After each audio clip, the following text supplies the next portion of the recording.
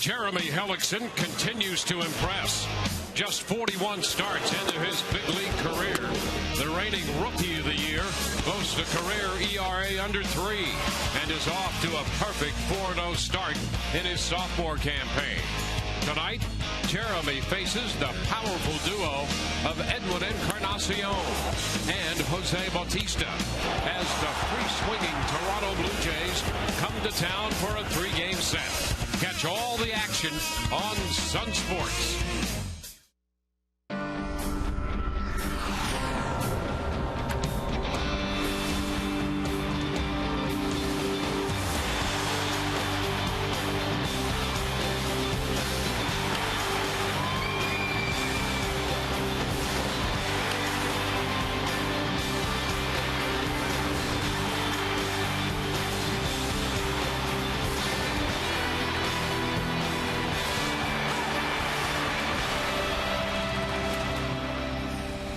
Tonight we welcome you to Tropicana Field.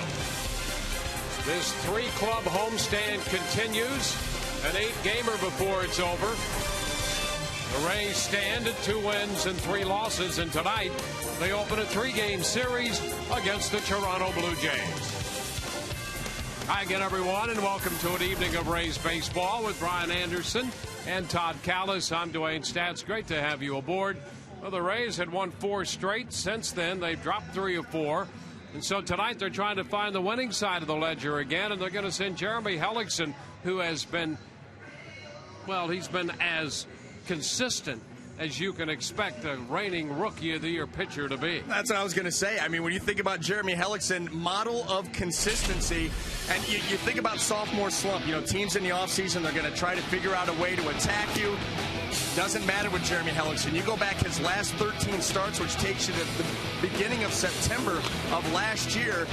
Perfect record, ERA 2.73, opponent's average very low. He's going to pitch you into the 7th inning. I mean, there's just not a whole lot of up and down with Jeremy Hellickson. What you see is what you get, and what you get most often is very, very good. And you really get the feeling that he feels he's just hitting his stride right now. Pitching matchup presented by your Southern Ford dealers. Hellickson with that mark of 4-0 will be opposed by an impressive young right-hander, Kyle Drabeck, who in 8 starts has gone 3-4 with an earned run mark of 3.30.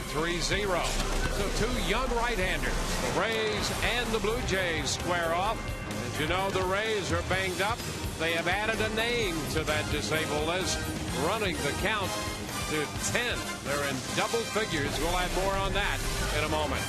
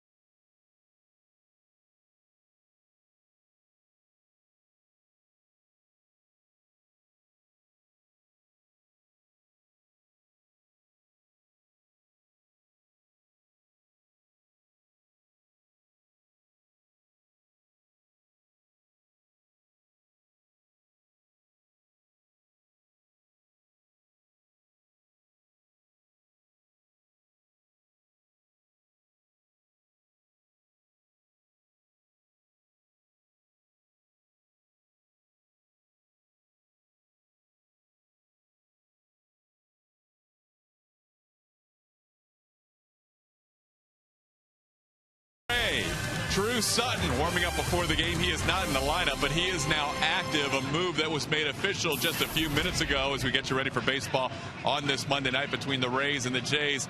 There's been a crazy stretch here for the Rays. Their disabled list is now up to an even 10 with the move today. Jeff Keppinger hit on the foot by a foul ball off the bat of Martin Prado of the Braves, ends up with a broken toe. So he ends up on the DL today. And Drew Sutton just acquired in a trade with the Pirates. He was with the Braves most of the year at their AAA, Gwinnett Valley, and now he was with the Pirates for a few hours. And John Gobb is designated for assignment. That's the 40-man roster move. Joe Madden recently said about the injuries, how it's been raining injuries. Well, the weather has intensified recently. You know how it is around here sometimes. I've driven across the Howard Franklin, can't even see the 10 feet in front of me, and that's we can't see 10 feet in front of us right now. But if you got the appropriate Kevlar umbrella up, you could still withstand these kind of onslaughts. So there he is. He's learning the new Rays handshakes. That's as important as going over the signs. You've got to learn the Rays deals here. Everybody's got a specific handshake. So Drew Sutton, active, and he'll be available, switch hitter off the bench for Joe Madden. We have baseball in 2 minutes and 42 seconds. Dwayne and Brian Anderson next.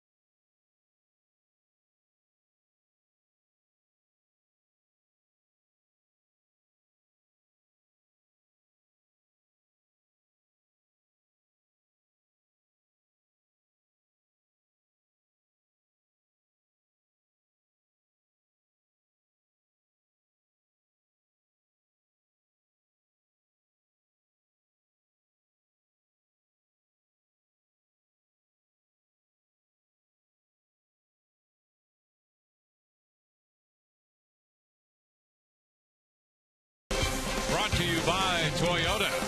Visit your local Toyota dealer today for great deals on the amazing lineup of Toyota vehicles. Toyota, moving forward. By AT&T, the nation's largest 4G network. AT&T, rethink possible. By Tires Plus. The plus is in everything we do. And by Nissan. Get to a Nissan dealer for great deals on innovation you can count on. Innovation for all.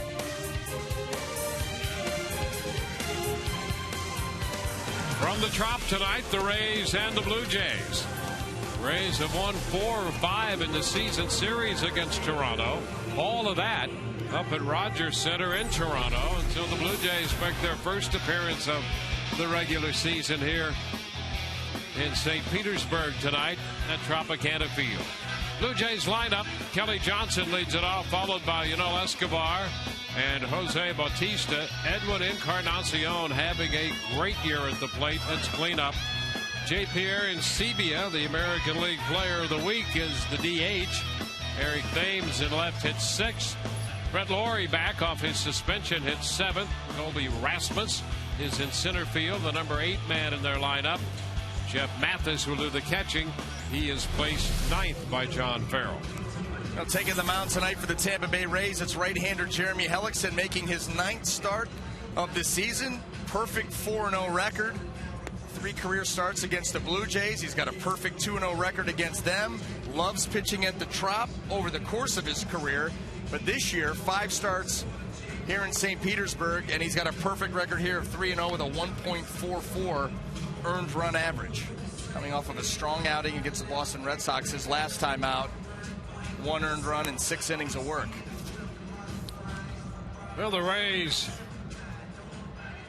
love being home. And, hey, there's Westy, Chris Westmoreland with the Zimbear.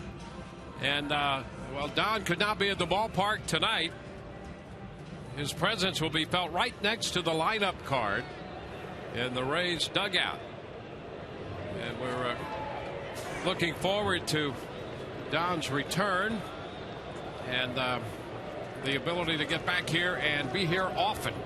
First pitch of this game is presented by Pinch a Penny, and a cut to miss by Kelly Johnson, strike 1.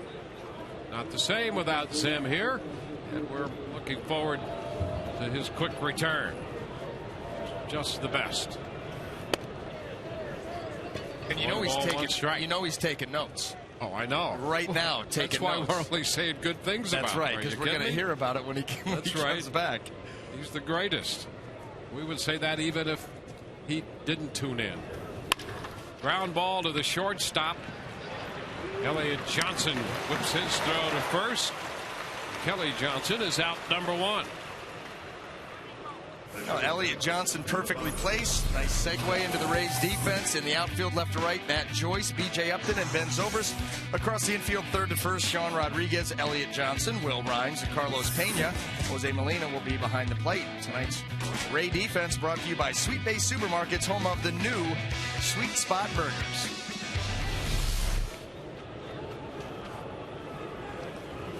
Here's Janelle Escobar.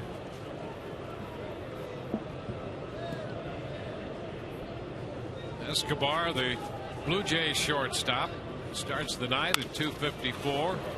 He loves to swing the bat and fouls that first pitch out of play up the right side.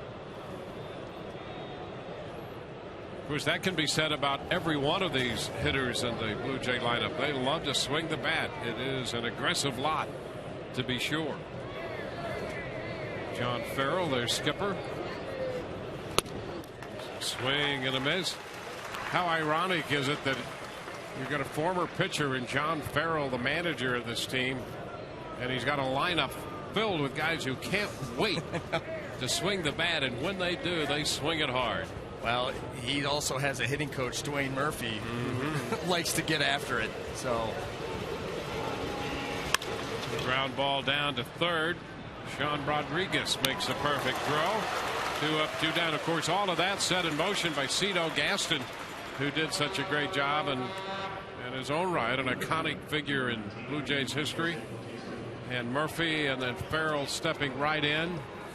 And these guys come into this game 4th in the league in home runs. And for them, you think, boy, they're kind of having an off year that they're only 4th in the league in home runs. Bautista right here now with 11 is starting to get hot with the long ball.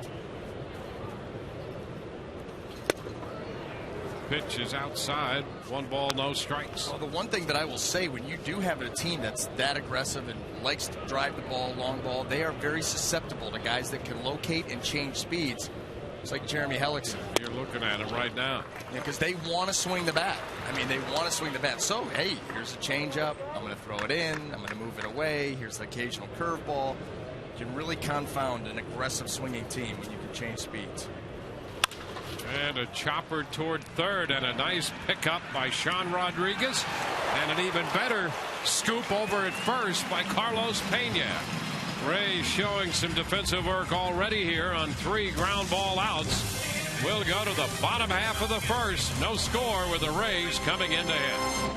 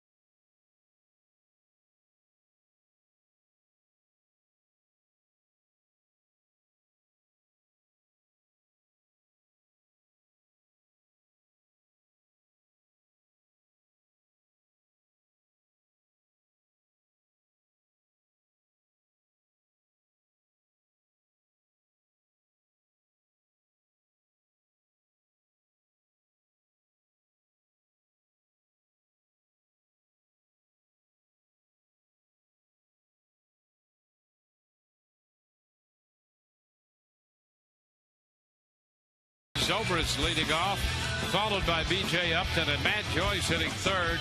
Carlos Pena, Luke Scott, and Sean Rodriguez in the heart of the lineup, followed by Will Rhymes, then Elliott Johnson, and Jose Molina, the Rays catcher, bats ninth. Well, taking the mound tonight for the Toronto Blue Jays, number 4, right-hander Kyle Drabek, making his 9th start of the season, a 3-4 record, but he is coming off his best start of the year against the New York Yankees. He went 7 innings in that ball game, gave up just 3 hits and 1 earned run in picking up the win. And that was coming off of a stretch for the previous 4 he had lost. Bounced back in a big way and looks to keep it going tonight. Just 24 years old. And here is Ben Zobrist.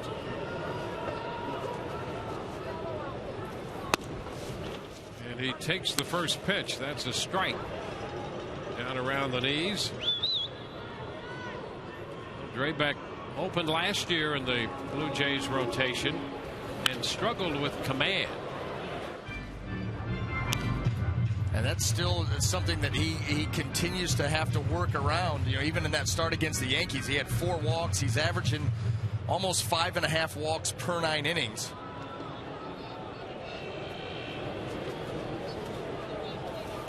Pitch is up and away. 1 ball, 2 strikes. The one thing that he has done this year, especially as a starting pitcher, is he has kept the ball on the ground. He's got a ground ball percentage of over 70. Very good for a starter. Pitch thrown into the dirt. Very good for anybody, specifically a starter. You Burke Badenhoff, we talk about him being a ground ball machine, and he's at about 72% right now. Drabek's at 71.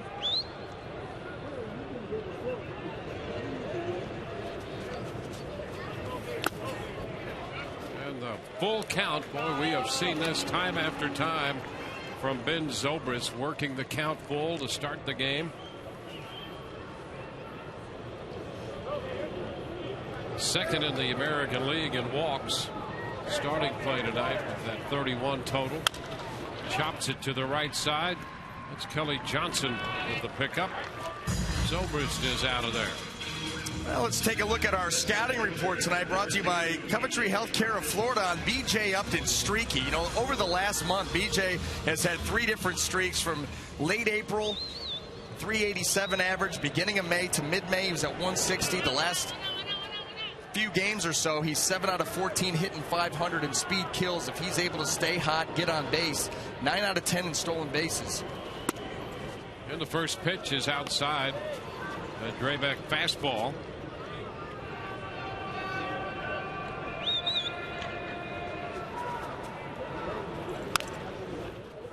1-1. Kyle Drabek, of course, the son of Doug, the former Cy Young Award winner. His father pitched 13 years and won 155 games in the major leagues. Oh, and outside, 2-1. See Upton. That's exactly what you were talking about there, VA. Now he's ahead in the count, 3-1. We get the same info, apparently. Back-to-back 3-ball counts, 3-2 to Zobrist, now 3-1 on Upton.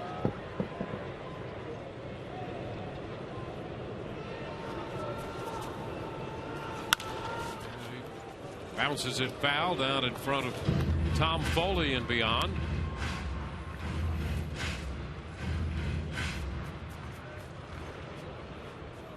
Rays running second in the East, 2 back of Baltimore, and the Blue Jays are third, 4 games back. Here we go, 3-2, and a foul ball again. So important for Drabek to pitch ahead. Number one, when he falls behind, he becomes very predictable with the fastball, and when he's behind in the counts, from being up 1, 0-1, or 1-2, or down 2-1, or 1-0, it's a 100-point swing either way in both counts. So very important for him to be ahead. The 3-2 lifted back into center field. Rasmus will go back. He'll have room to spare, but the ball falls and is in play. Well, that ball, a towering fly ball, and Upton wants to know exactly where it hit. because if it hits one of the two back rings, it's a home run. And BJ saying, wait a minute, I think that ball hit either the C or the D ring. And I think their umpires are going to get together to confer and see what they can sort out with this. Well, I mean, it's either off the ring or the Tropicana field roof claims another victim. Upton is explaining the ground rules out there to of course the rest of the Toronto infield, Escobar and Johnson. And Joe West says to Joe Madden, we'd like to talk with you, but hang on just a second. They were conferring, this umpiring crew, and Joe West, a veteran of more than 34 years in the major leagues, has a situation to sort out here. And to tell you the truth, I'm not sure if Rasmus, who was in center field, could tell you where that ball hit.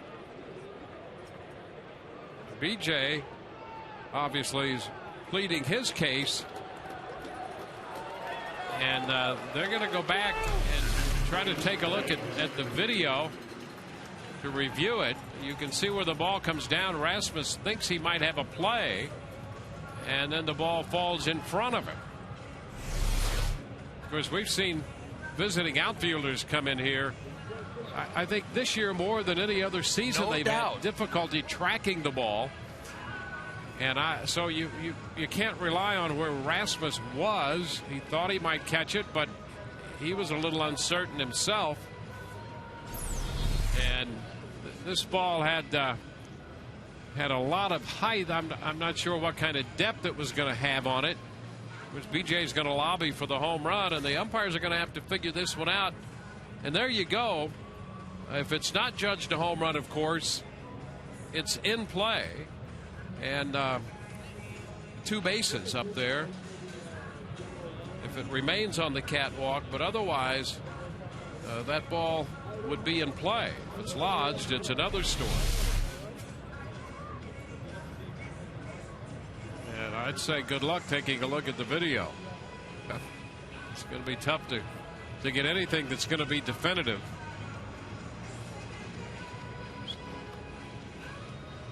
Well, worst case scenario, he stays right there. Yeah. You can live with that. Nice to have that home run, but so we'll move him as far as second base in our scorebook right now and wait to see how they resolve this situation.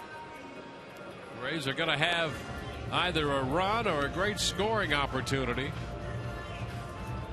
And of course, the other side of this can never be good for the pitcher. No. To wait in the middle of an inning like this. I used to hate in the middle of a count when a catcher would come out. Yeah. You know, in a 2-0 count. It's like, hey, I got it. I got it. Just head back there, you know. And all of a sudden you give up what is going to amount to. And by the way, you're sitting here waiting to hear if it's going to be a double or a home run potential. Yep. That's a little uneasy feeling, too. But, yeah, you want to stay in rhythm and stay pitching. I mean, you talk about icing a guy. Yeah. That's what happens right here. And you know better than the rest of us, BA, you get out there and you start to establish your rhythm. Your body starts to feel in sync. And now you stop that. You're waiting and you're waiting and waiting again. Now you got to restart all that and hope that you find the same rhythm. Yeah, well, yeah, and you're either going to restart it down 1-0, or you're going to restart it with a guy in scoring position where you really need to make pitches. Yep. So that's why you see Drabek doing what he can here to stay loose, but it is no substitute for the real thing.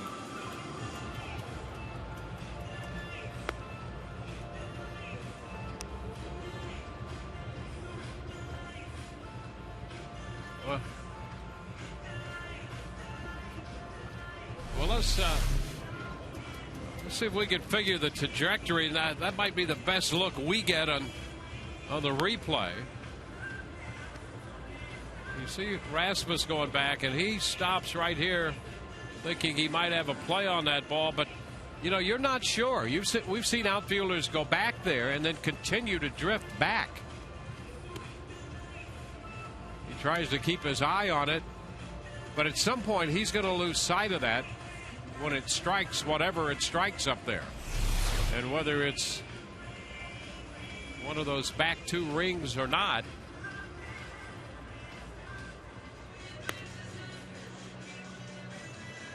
Well, I'll tell you what, if they do say that he hit it off that back ring, that is a bomb. That is a bomb.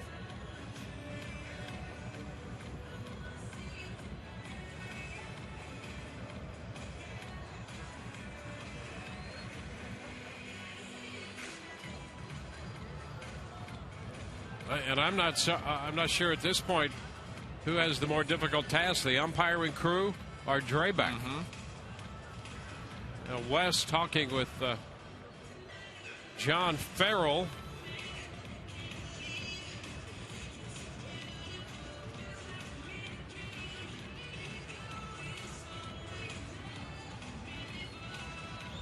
They're going to give him a home run, I think.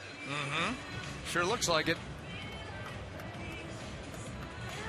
They're going to give him the home run. And the Rays will break out in front. Well, BJ pleading his case from the very beginning, saying that it hit one of those back rings. And the Rays get a home run out of that. The third home run of the year for BJ.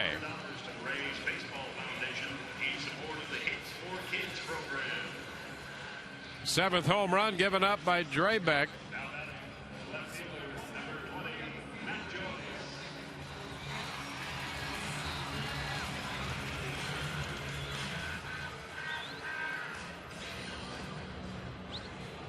So it's a home run off the catwalk.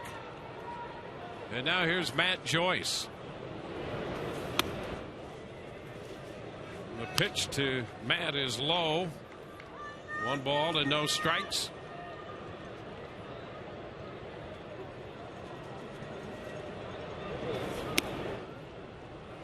Two and the count. Matt with 8 home runs and a .291 average. So if the ball strikes either one of those two back catwalks, it's a home run. And to the best they could determine, it hit one of those catwalks, and to hit that back one is pretty tough. You could hit that third one out from the center, the C catwalk, and have the ball drop. And BJ started that argument right away. There is ball 4 low on the 3-1 pitch. So Joyce is aboard. Let's take a quick look at the Blue Jay defense as it lines up in the outfield, left to right. Eric Thames, Colby Rasmus, and Jose Bautista. Across the infield, third to first, Brett Laurie, Yunel Escobar, Kelly Johnson, and Edwin Encarnacion. Jeff Mathis will handle the catching duties. Tonight's Blue Jay defense brought to you by Sweet Bay Supermarkets, home of the new Sweet Spot Burgers. It was from just watching that live, the ball that Upton hit. It got up to an area up there where it's difficult to trace. Fly ball left center field, and Thames comes on to take care of that one off the bat of Carlos Pena for the second out. Now that ground rule pertains not only to the catwalks themselves, but any of the lights or suspended objects up there. Well, that's open to some interpretation. If it hit one of the guide wires up there, that's a suspended object. And frankly, I'm not sure anyone in the ballpark except for B.J. Upton followed that and knew exactly where it hit. And that was part of B.J.'s convincing argument. He knew it hit somewhere on the back two of those catwalks. The Rays get the home run. Luke Scott takes the pitch down. 1 ball and no strikes.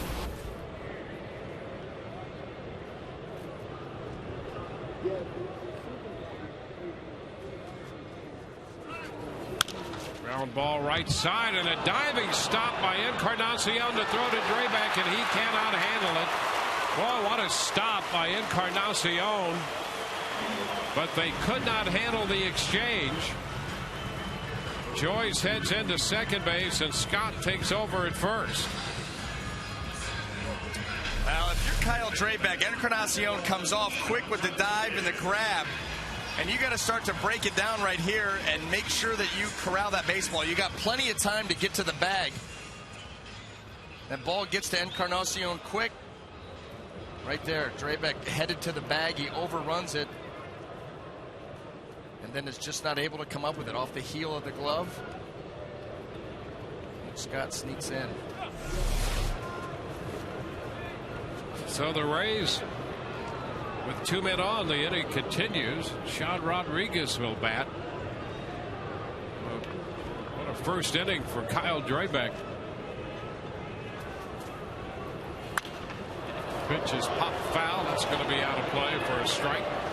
Well, that play there, you're taught to run right to the bag, but when you got a guy that has, made a dive, come up with the ball, I mean, he's going to be throwing it to you from his back, so you've got to try to, on your way there, start to break it down a little bit. Understand you have time, and try to give him as slow a target as you possibly can, because it's going to be a difficult throw. He's going to run the count to 0-2. Curveball there. 2 strikes now. They give the error to Drabek on that play. A great stop by Encarnacion. And it turned out to be a difficult play, as we saw, to complete. Ball a little bit behind Drabek, and he just couldn't find the handle on it.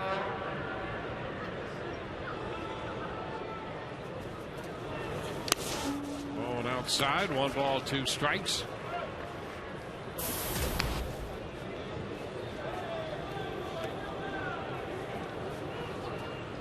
John's had a pretty good streak going at the plate recently. Rays with a run on what was deemed a home run off the bat of B.J. Upton. One of the back 2 catwalks on that towering fly ball to center. Joyce walked. He's at second. Scott reaching on the error. He's at first.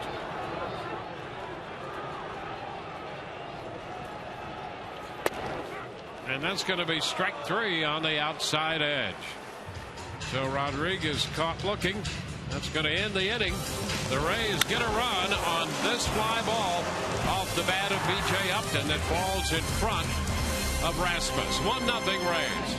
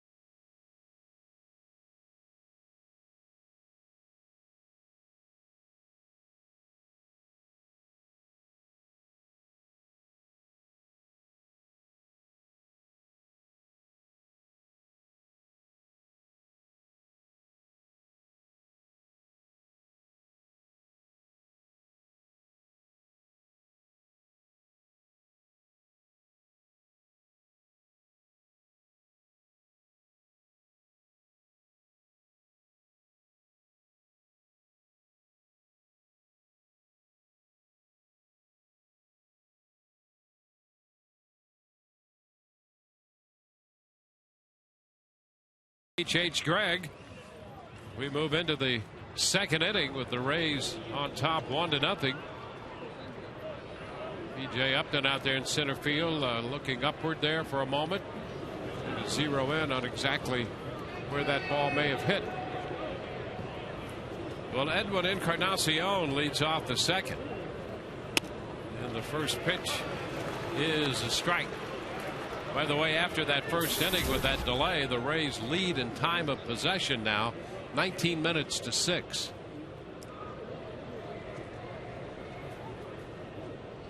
The 0-1. 1 ball, 1 strike. Rays have the shift on for Encarnacion. Left side overloaded.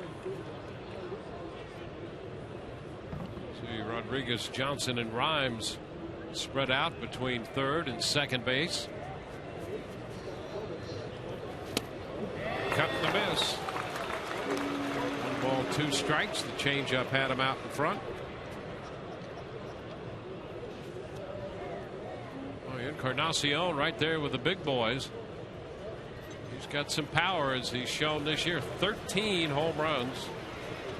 Ties him for 4th. There's a line drive and a base hit to the left of Johnson, through into left. So Encarnacion is aboard. Well, B.J. Upton awarded a home run in the bottom of the first inning. For his take on all of this, here's Todd Callis. Todd, what do you have? Dwayne, what we're hearing from the umpires in between innings is they knew that it hit something. They weren't exactly sure what, and they knew it was beyond the B ring. So using deductive reasoning, they figured it was either hit the C ring or hit something attached to the C ring. They didn't think it went to the D ring. So while they didn't have any visual evidence, they knew it was beyond the B ring and that it hit something. So they had to rule a home run there based on it either hitting the C or the D or hitting something attached to one of the 2 lower rings. The Rays dugout thinks it hit one of the wires attached to one of the rings. Guys, back to you. Yep, all right.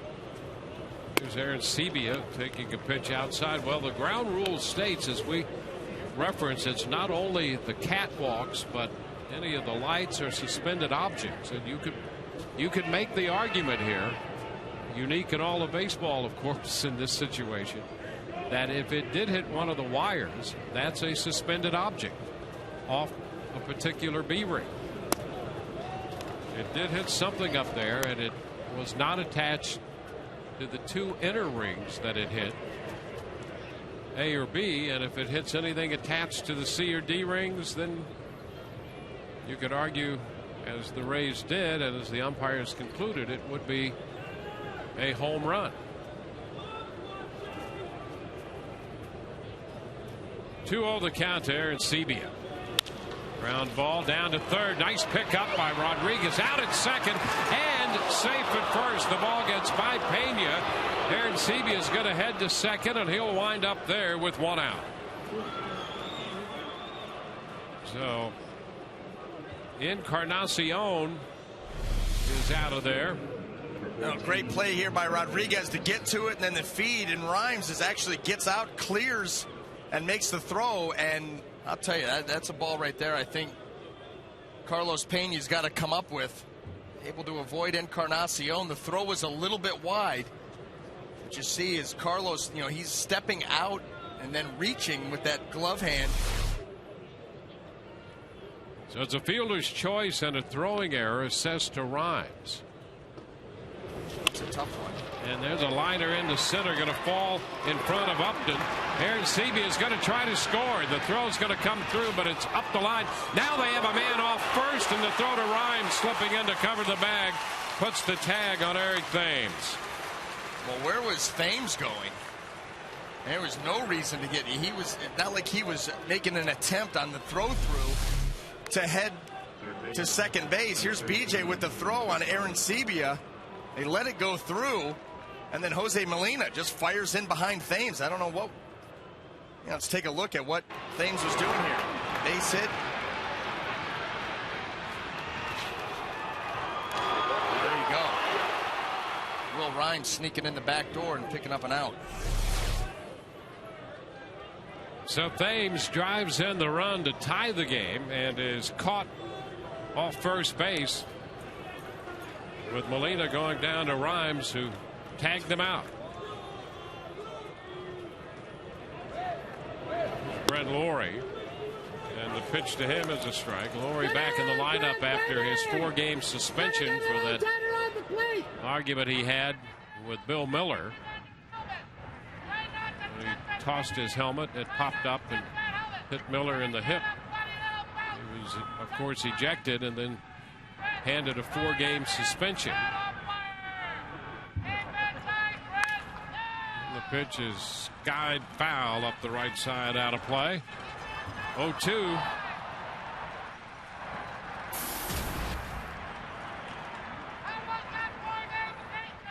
Well, the Rays with a run in the first, and the Blue Jays a run right back in the second.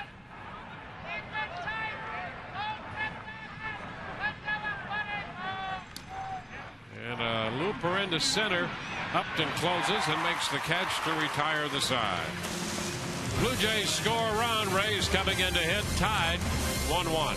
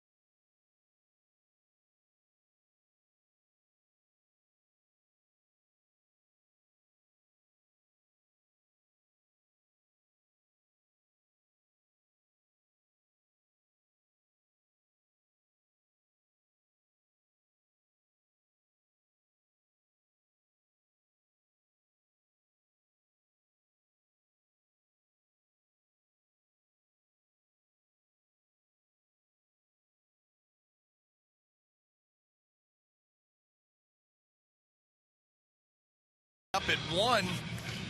Tonight's game is available in Espanol via SAP, brought to you by Coventry Healthcare of Florida.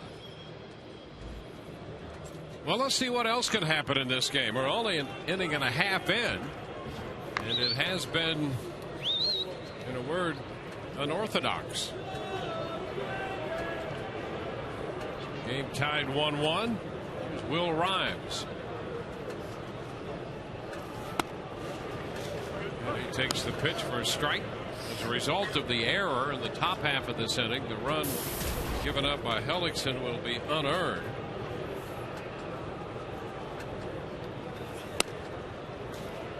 Off the plate, that's 1-1. Rays facing Kyle Drabek.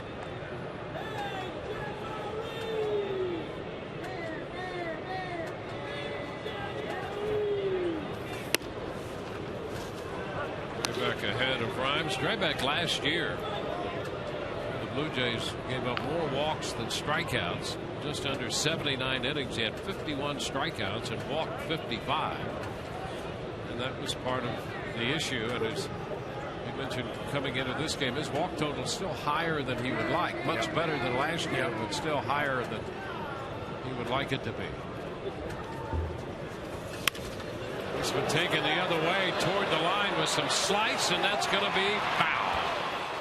A diving attempt by Thames, the left fielder. It's a foul ball, and the count is still 1-2. Well, that was almost perfectly placed there by Rhymes, going the other way on the curveball.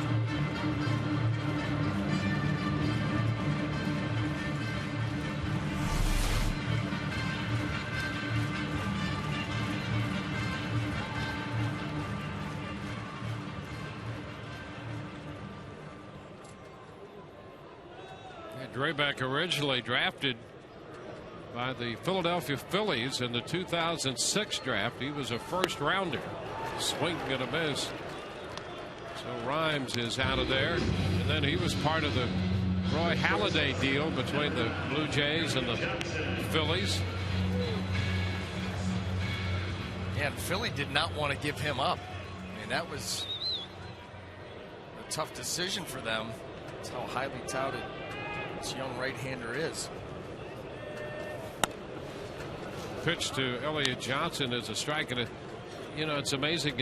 It shows you where the game has gone in terms of surgeries. He was a first-round pick in 06. Just about a year after he was drafted, he had Tommy John surgery. That was in 07, I think, in July of 07. And he came back from that, and still a prize prospect by the Phillies. And the Blue Jays held out to get him in the Halladay deal. 2-1 the count.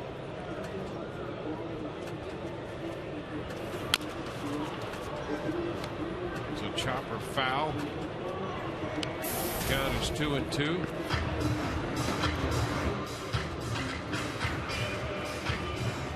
One out, base is empty. Elliott, as we mentioned, hitting .276. He's a little over 300 from the left side of the plate.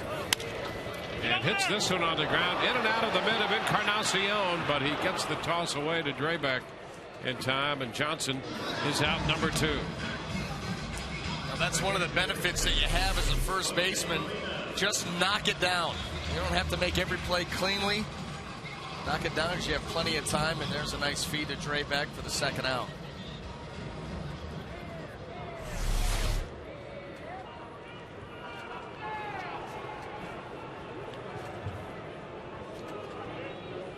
Here's Jose Molina. Base is empty with 2 gone. Molina shortens on the bat, takes the pitch, and that's a strike.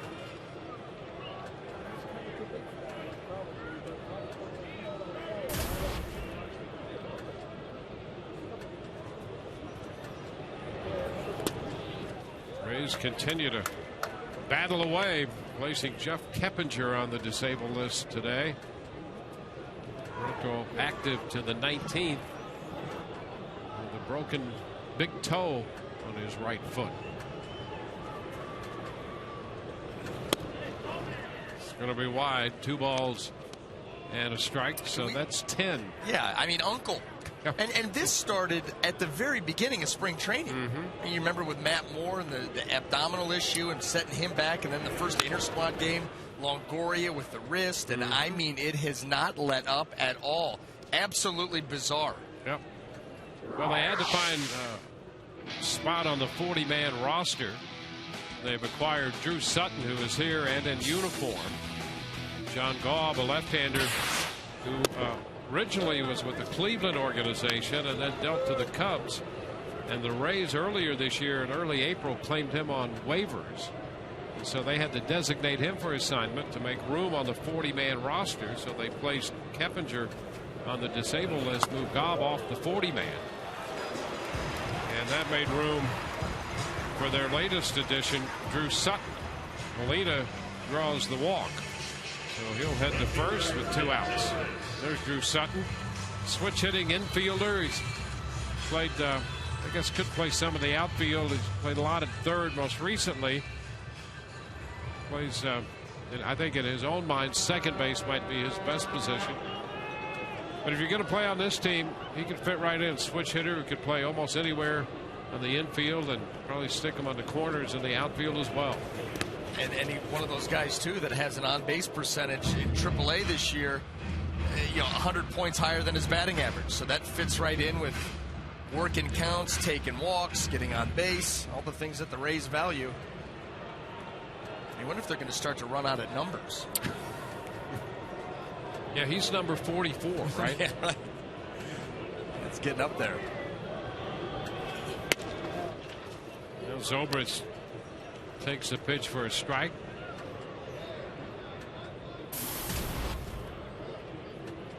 The Rays still without Desmond Jennings and Evan Longoria. The list continues to accumulate and add victims to the DL.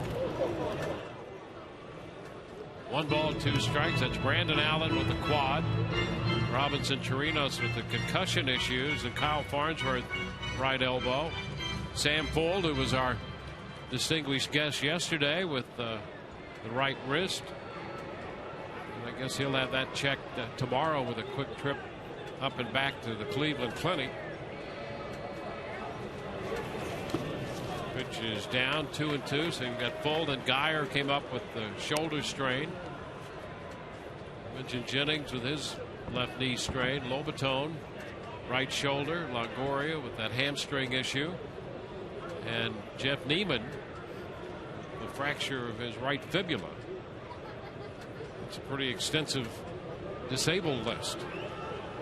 2-2. Zobrist bounces it foul. Still working on Sam when he flies up to Cleveland tomorrow.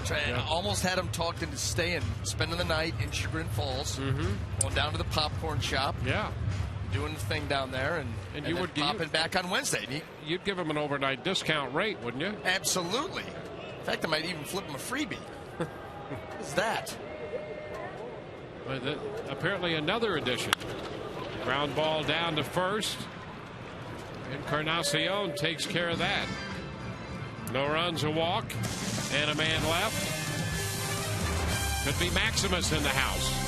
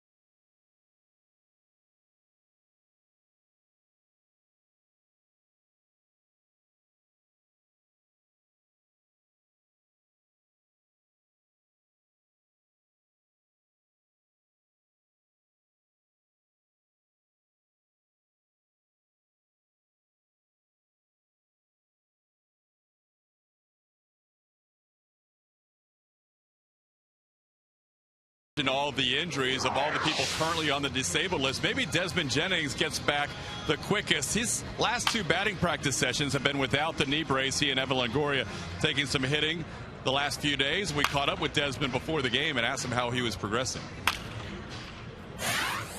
I'm getting close. You know, I feel like I'm closer than I was last time I talked to you. It's good. I'm trying to get comfortable without wearing a brace. You know, I feel like if I can do it without that, you know, once game time gets here, once I start playing, I'll put the brace back on, you know, just for support. So it's been feeling all right lately. So, you know, hopefully it keep getting better and better every day. Desmond says as long as things continue to improve, he hopes to get some at-bats on a minor league rehab later this week, and hopefully be back sometime next week, guys. Back to you. It'd be good to see him back in the lineup.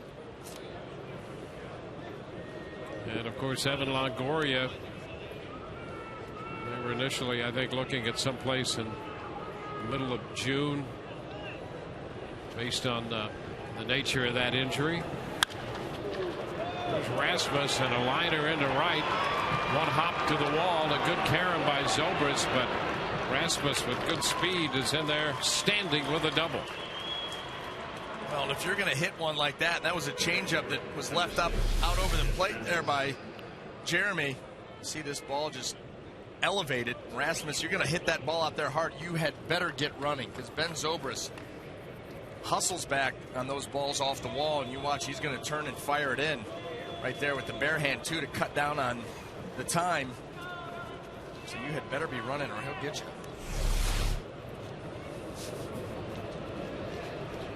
So the leadoff two-base hit. Here's Jeff Mathis.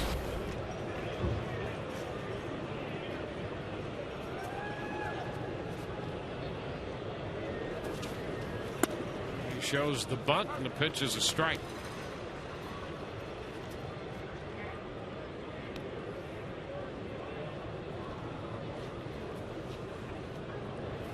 The Blue Jays beginning a 6-game road trip. They finished off the homestand 4-3. First 2 losses were at the hands of the Rays, 1-1. And they won 4 straight, and really lamenting the loss they had against the Mets yesterday. They lost 6-5, and that was a game they really thought that they should have won.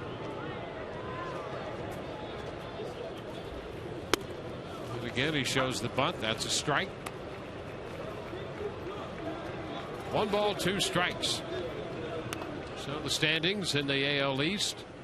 Baltimore up by 2 over the Rays and 4 up on the Blue Jays, with New York 5.5 back. Boston 6.5 back.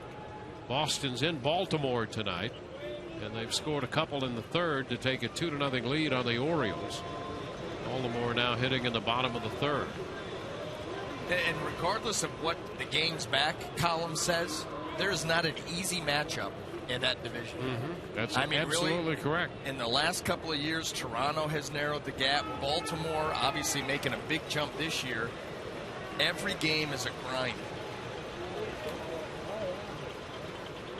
The Yankees are in a battle with Kansas City. Yankees home, and Kansas City has added a run in the third, so the Royals lead the Yankees 3-0. Eric Hosmer's double homer run in that third. So it's 3-0 Kansas City in the top of the third at New York. 1-2 the count here on Jeff Mathis. Going outside. 2 balls, 2 strikes, a breaking ball.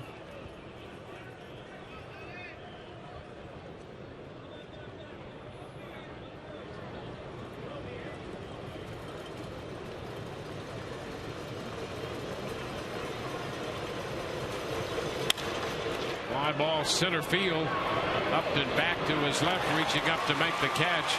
Rasmus tags and advances to third, so he'll be there with 1 out. That fly ball took Upton away from the play, any potential play involving Rasmus.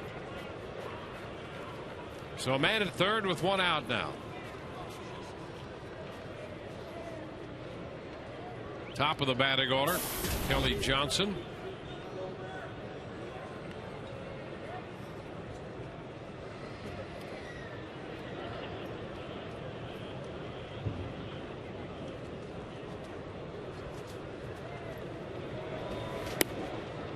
The pitch is down to Johnson.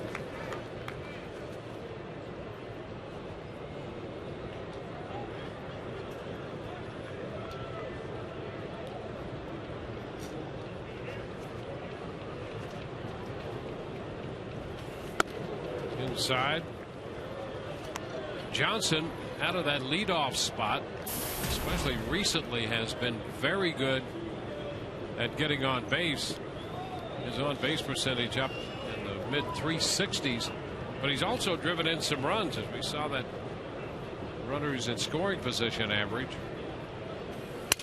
He breaks his bat, rolls the ball foul. The barrel into that bat splits and winds up out near Rhymes at his second base position.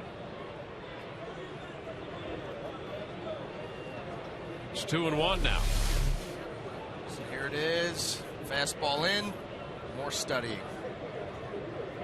That's a sword. You know what? You could team that up. Maybe he's going to go down after one of the gladiators. Yeah. If you could illuminate it, it'd be one of those lightsabers. That would be, I'd pay. I'd pay. Big bowl of popcorn. Look, see? Yeah, hey. Well, Ray's ready in case anything breaks out. This one right here scares me. That's the big mask. 2-1. There's a high fly ball back into deep right. Zobrist will have to go back just in front of the track. Rasmus tags and scores the go-ahead run to make it 2-1. So Kelly Johnson delivers a sacrifice fly. Now, runner on third, less than 2 outs. You're just trying to get something to the outfield, something that's elevated in the strike zone. That's exactly what happened there, and gets the fly ball, and Blue Jays take the lead.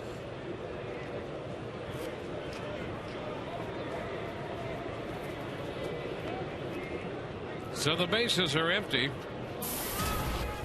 The leadoff double translates into the go-ahead run for the Blue Jays. Now Yunel Escobar fouls it up the right side, out of play for a strike.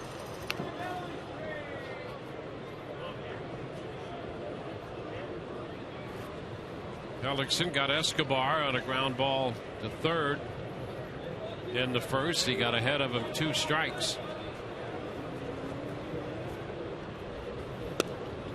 Does the same this time. It's a called strike and it's 0-2. Well, how about this? You can go fastball down and away. You cannot put it in a better spot than that. Beautiful.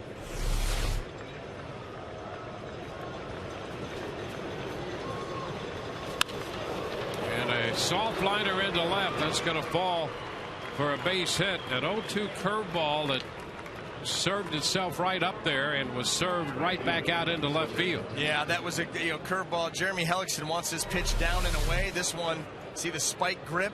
This ball just stays in. That ball's actually in off the plate, but it allows Yunel Escobar to get off the hook. Down 0-2, and he gets a ball that he can flip out into left field.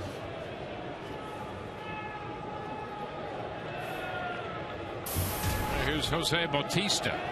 That's the scary thing about that 0-2 hit. It gets this guy to the plate with a runner on.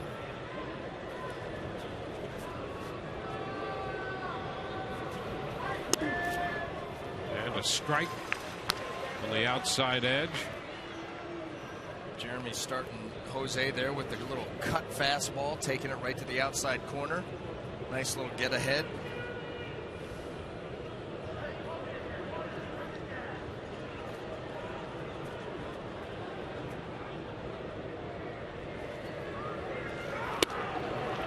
Shoots that same spot out there, just missed, and it's 1-1. Jeremy has gone away from really overusing that cutter, but with a hitter like Jose Bautista, you want to just continue to give him different looks, and if that's part of the arsenal, you bring it out. You saw that last graphic there. That's what scares you about this guy. Snap throw down to first. Escobar's back in. The count goes to 2 balls and a strike on Bautista. Bautista with 11 home runs, and 6 of those have come in the last week and a half. It's just a matter of time, or was just a matter of time, until he started to hit the ball out, and he started to do that and is giving Encarnacion a run for his money, who hits behind him.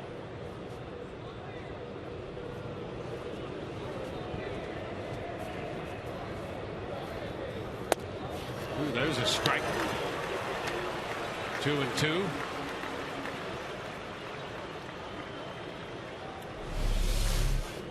Well, everything down. Everything down. Another one at the bottom of the strike zone. Jose Bautista.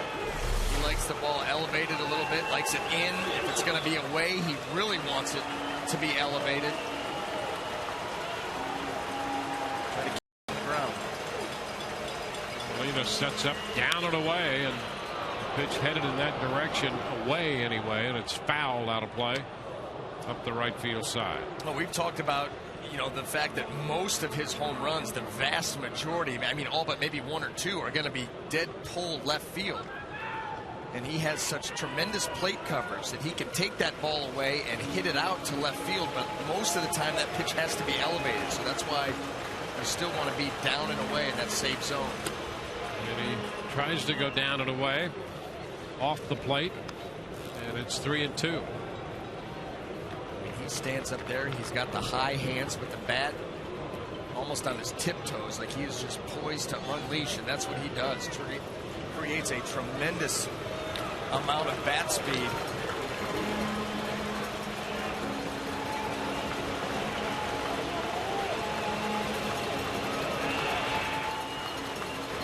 And a bouncing ball foul outside of third. So we'll see another 3-2 pitch. Of course, Escobar off with the pitch, as he will be on this next one. The count full and 2 gone. There you go. The 7th. Same thing, down and away, down and away. And usually too, as a pitcher, when you face a guy that's got high hands, a lot of times that invites the fastball in. Be careful. I'm telling you, because he drops those hands in a hurry. 3-2 again, and he threw him a breaking ball as he fouls it just enough to bounce it foul. Yeah, you're right. Number one, he will get to that ball, and if you happen to leave it out just a little more than you want, well, people in the left field stand start to duck. And they do. I mean, these aren't your typical soft home runs into the crowd. They will go up there with some MPHs behind him, and he does such a nice job of being quick with the hands and clearing that front hip. Really open it up quick. 3-2 again, and a foul ball.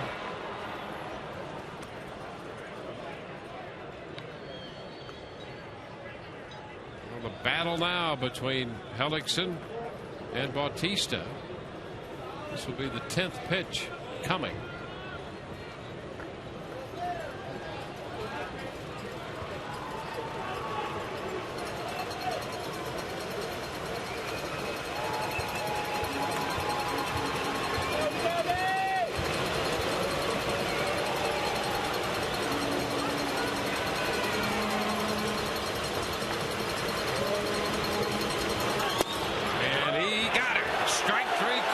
Slipped that fastball in on the corner. He did come in and made a perfect pitch in there with the fastball. Well, you got to set him up for it. You throw 9 or 10 away, all of a sudden, boom, surprise factor.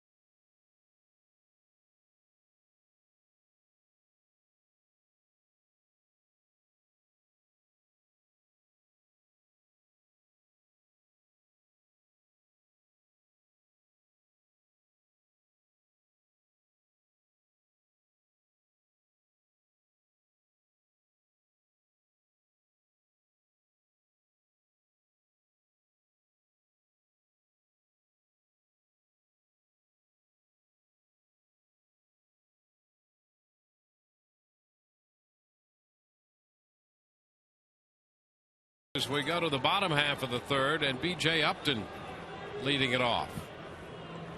BJ takes a swing and fouls it back. There's a strike. Let's take a look at that pitch that got Bautista.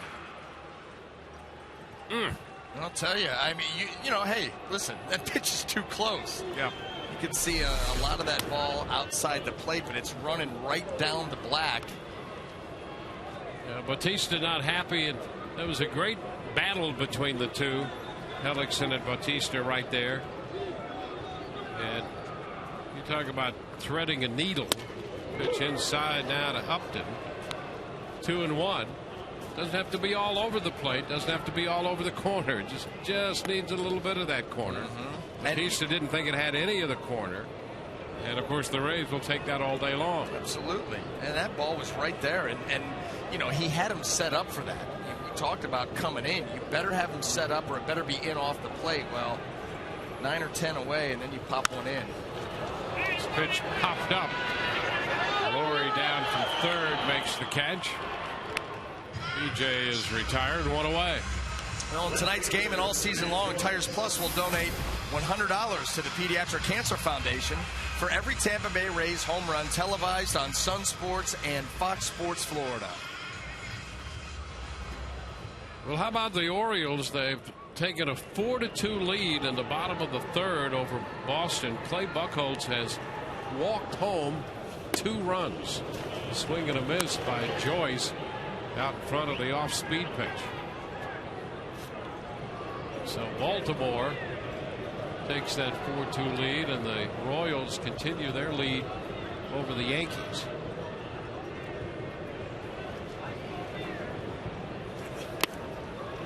Pitch is down. Boston starting the night a game under 500. If they would win that game, everyone in the AL East would be at least 500. That's the way it is in the National League East, with the Phillies in last place 21-21. Boston trying to get to 21-21, but they're trailing right now 4-2. 2 balls and a strike the count to Matt Joyce.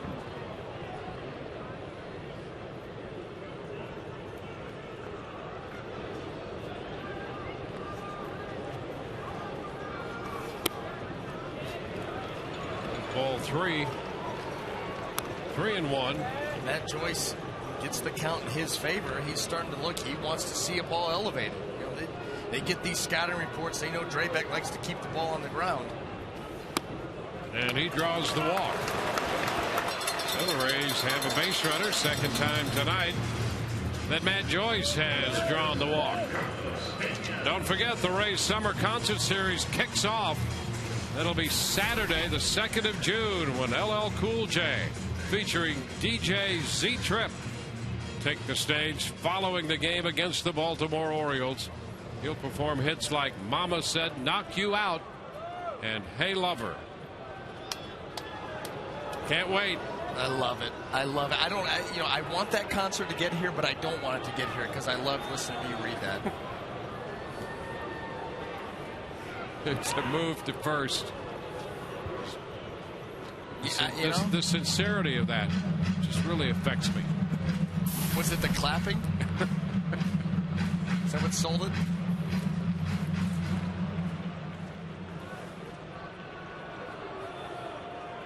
So Joyce with his lead. Shift on here for Carlos Pena. He takes a pitch outside, 1-0. Carlos has been battling his way through the offensive side of things here. He's continuing to get on base and draw walks. He's 4th in the league in that department. And that's the nature of his game. Power, walks, strikeout is a part of it. And he takes a big cut, got a little piece of it. So the count is 1-1. Right there at .715, which is the average OPS in the major leagues at .715. And when you think about, and in Carlos' mind, you know, here's a guy, he knows he's in there to produce runs. And in his mind, sometimes you might think, well, I'm in the depths of just a tough run. Now Joyce alertly moves up on that ball down. A changeup down, and Joyce is really getting good at that. Oh, yeah. Something that we see him do repeatedly because he gets the good secondary lead. Yeah, well, here's a great view of it. Secondary, still anticipating. You know, a lot of guys will take that little jab step and immediately start to go back to first. But he sees the ball in the dirt. He's able to move up a base. That's huge.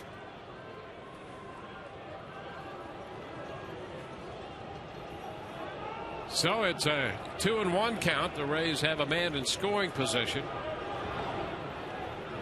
Move up on the wild pitch and good anticipation by Joyce. 2-2. But the point on Pena, his OPS, as badly as he may feel he's struggled, that OPS is still average.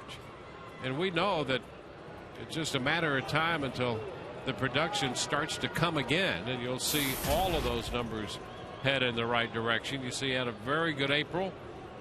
May has been a struggle. 2-2 the count to Carlos. And he takes ball 3. So he's run the count full.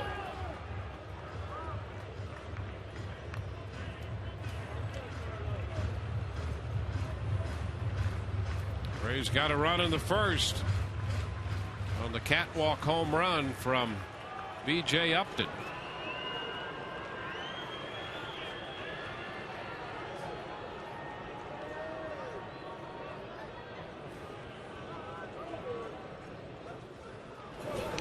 And a foul, or a swing and a miss. I guess there was no foul tip on that. Just a miss. The ball popping off the mitt of Mathis, who got the tag on Carlos. Well, so eager to hit. Yeah, so eager. You just can't lay off. You know, Drabek's got a good curveball. It's tight, it's late. That ball's down, and Carlos goes after it.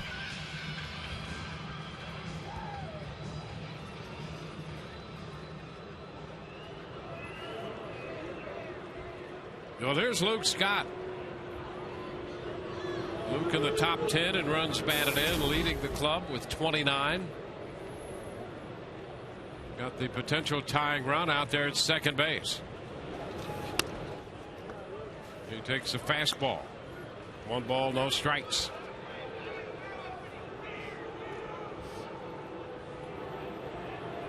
Luke reached on the error his first time.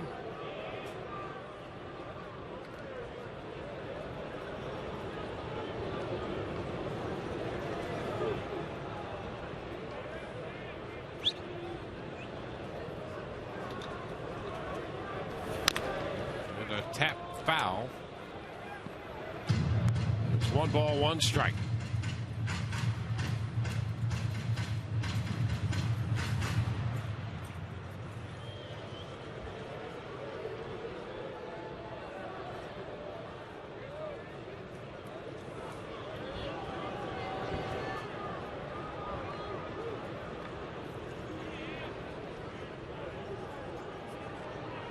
Walk, get a move on a wild pitch. Has placed Joyce at second.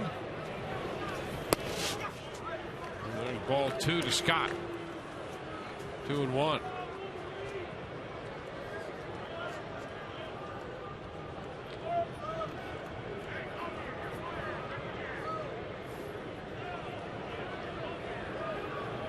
Rays have a run. 1 hit off Drabek. He has struck out 3 and walked 3. Scott taps this one foul. 2 balls, 2 strikes. That fastball down and running away from Scott just a bit there.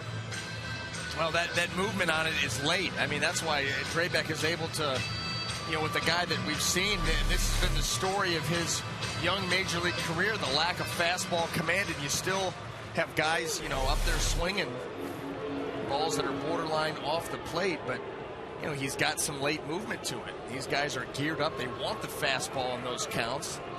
They see it out of the hand. They think they can handle it, and that ball just a little late movement. 2-2 into the dirt. A wild pitch. And down to third goes Joyce, who makes the turn and hangs on there. So he threw the curveball into the dirt, and now Joyce is at third. Are we sure that's what it was? I mean, that ball was into in fact, that almost was into the grass. Forget the dirt. This was just spiked.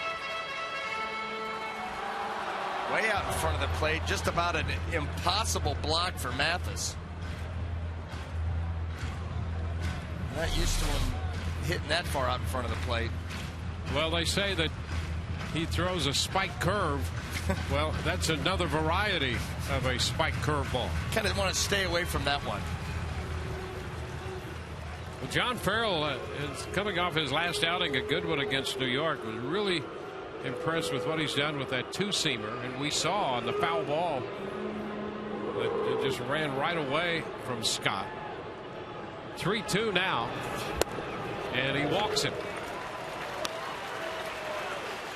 Well, set up runners at first and third for Sean Rodriguez.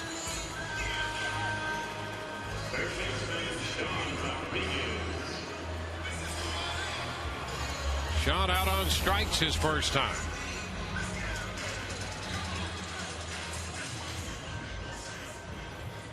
Well, 4 walks issued by Drabek,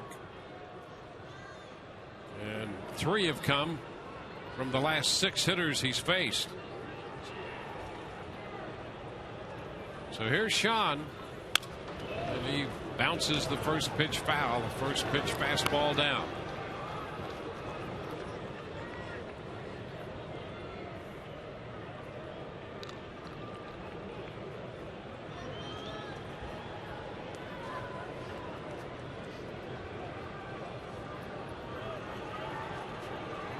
Two to one Toronto, bottom of the third. And with Drabek out there struggling with his control and running some deep counts, it's a lethargic pace here tonight.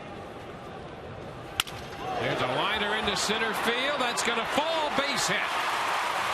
Joyce scores to tie the game. Sean Rodriguez drives him home. Scott stops at second. And it's a 2-2 ball game.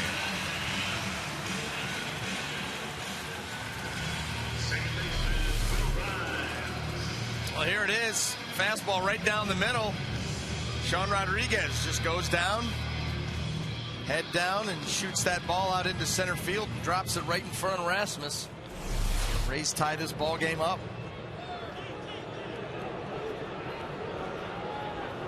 So Scott's at second. Rodriguez at first.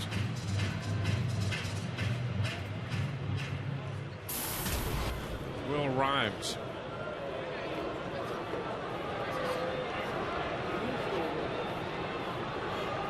Rhymes 0 for 1. Into the dirt. Another wild pitch. The runners advance. Scott to third. Rodriguez up to second base. It's 3 wild pitches charged to Drabek tonight. Well, here again, another one. It just yanks that ball down and in. I mean, he is wearing Jeff Mathis out. Wants that ball middle of the plate down into the other batter's box. Well, if Rhymes could come up with a base hit here, that wild pitch could certainly be costly.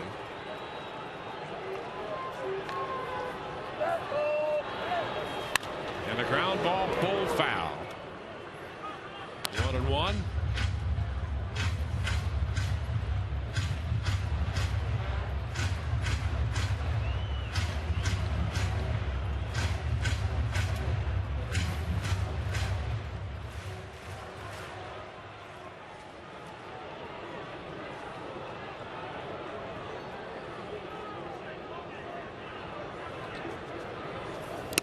Pitch is low. 2 balls and a strike. Will Rhymes, as you know, is a high school teammate of Jeff Neiman at Lamar High School in Houston. Kyle Drabek went to high school in the Woodlands in Houston. They were national champs his senior year in 06. There's a little looping liner foul up the left side. So these two, Rhymes and Drabek, from the same area, played high school baseball in the same area, and here they are facing each other in the major leagues tonight.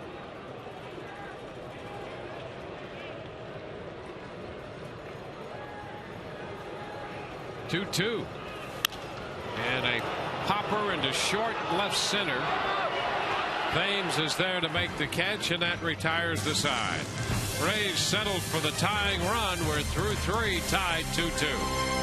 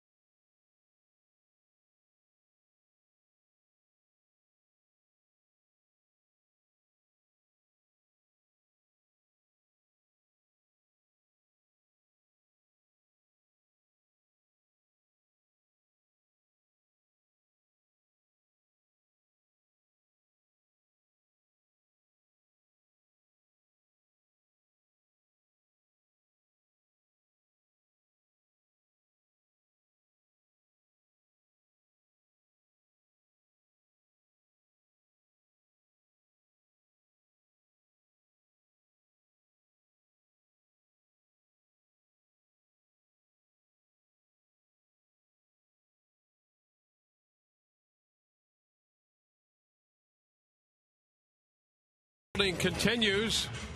There could be some absentee ballots in there as well. Time for our AT&T trivia question. Since 2007, which center fielder has the most outfield assists? Since 2007.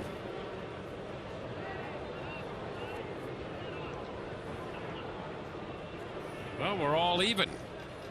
We head into the fourth. Edwin Encarnacion, the leadoff man, and he takes a fastball on the outer part of the plate for a strike.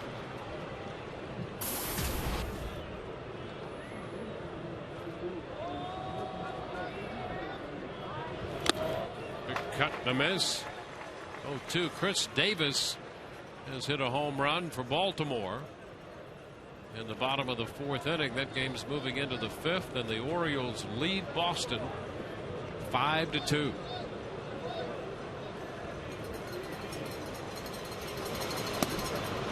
Pretty close. 1 ball, 2 strikes. Trying to dart that fastball in. It's going to be just off. You see it tracking right down that. 2-2 now. Too quick there on the trigger.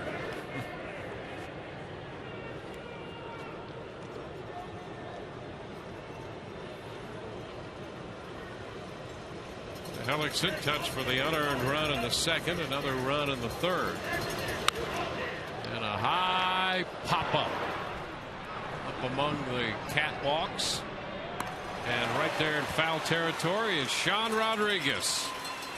So that's one away here. Let's check in with Laura McKeeman now here in the fourth inning. Hi, Laura. Hi, Dwayne. I hope it's going great up there. Sounds like it is. And, of course, we want everyone to continue to follow us. It's at Sun Sports Rays on Twitter. Log on to FoxSportsFlorida.com and check out our Game Connect. We've got stats, scores, everything you need right there.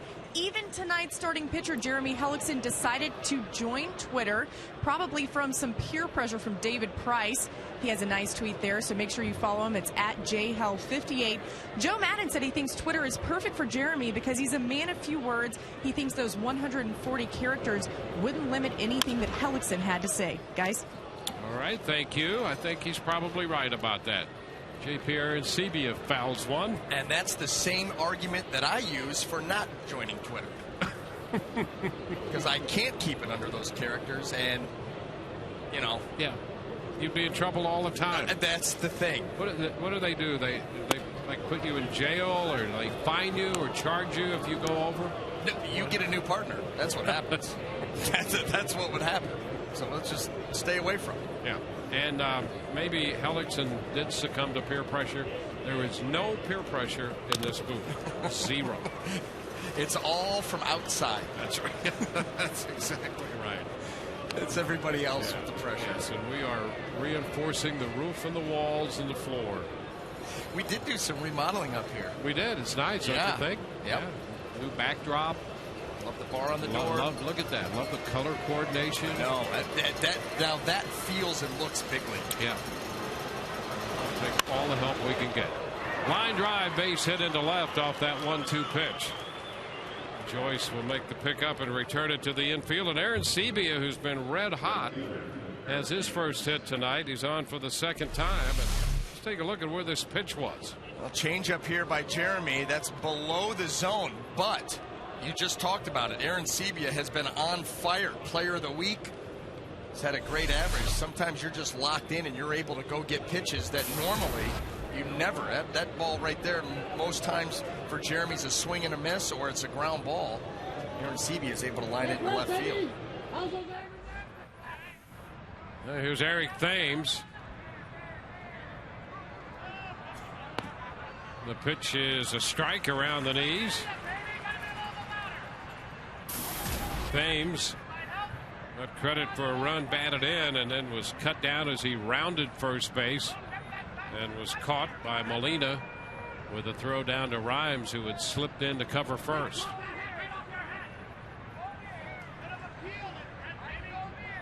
One on, one out.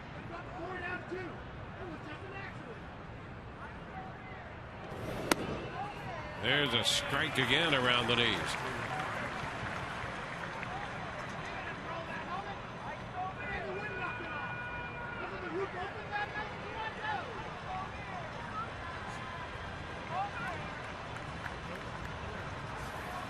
One on, one out.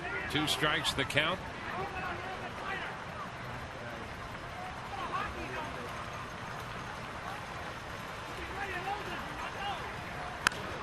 It's popped foul. It's going to carry out of play.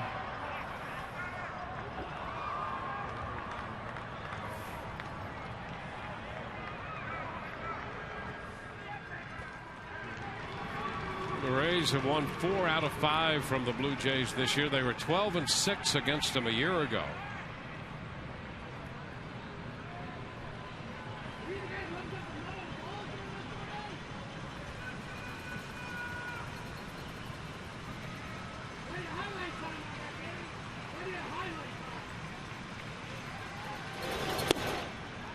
Comes in and misses. 1 ball, 2 strikes. And that's a good miss there by Jeremy. 0-2. You fire that fastball in. If it's perfectly placed, maybe you get the strikeout looking. But if not, you miss in off, and it still is able to serve a purpose. You show him that ball in. You can come back in there now. You go to the changeup. You can go away. You got all your options on the table. And he tried to get that breaking ball to start wide and then catch the corner, and just missed around the strike zone.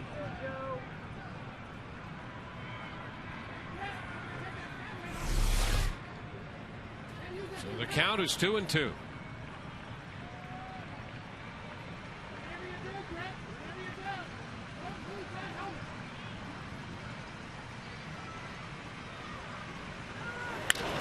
Chopper back to Hellickson. Throw back to second. One first base. They get them both. A double play to retire the side on the comeback off the bat of Thames. Hellickson starts the double play. That will retire the side, tied 2-2.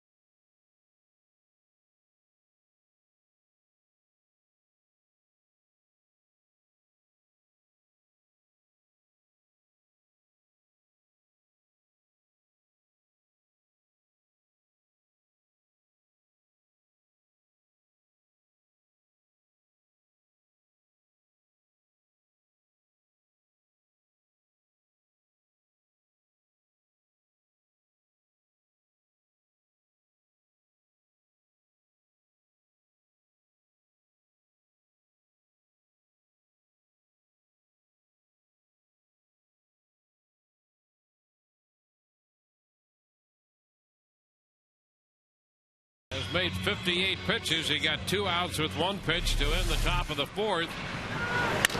On our checkers, double of the game. Elliott Johnson in the middle of that double play. And Elliott Johnson did a nice job here of breaking down at second base to be able to be ready for any throw. That throw a little behind him. If he's able to get it, make the transfer, and complete the double play. And it's Elliott to lead off the home half of the 4th, taking a strike, a fastball over the outside edge. Ground ball, that's going to be just foul.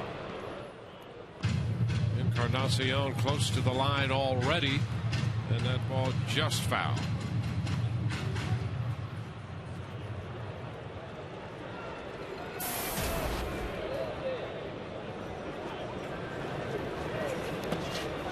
Pitch is low. 1-2. A lot of pitches thrown by Kyle Drabek in the early part of this game.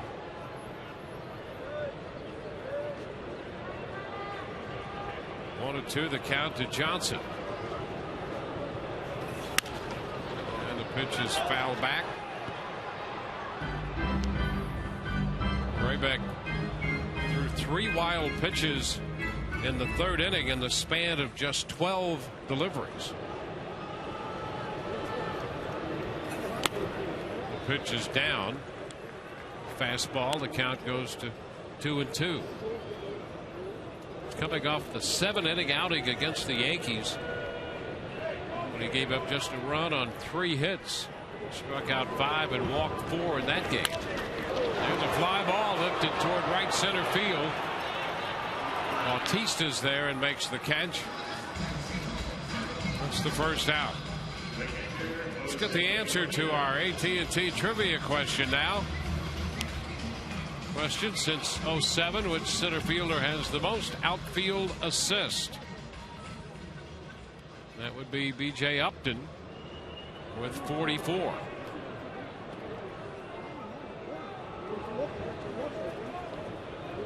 Jose Molina. And the pitch is outside 1-0.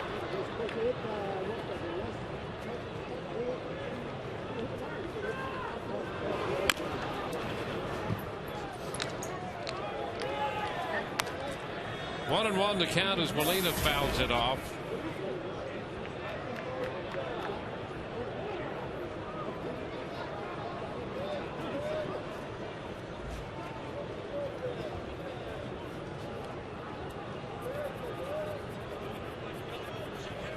Two runs, 5 hits, an error for the Blue Jays. 2 runs, 2 hits, and an error for the Rays.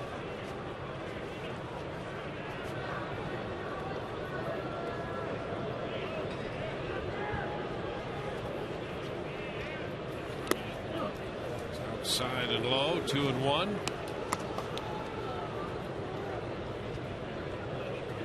Well, Drabek, who last year lost his first 3 major league starts, this year started with 3 wins, then ran into some problems and won his last game against the Yankees. 3-1 the count, and there is ball 4. So he walks Molina for the second time tonight. 2 of the 5 walks he's given up. Number 18, his high this year in walks, 6. That came in a start against the Royals in Kansas City.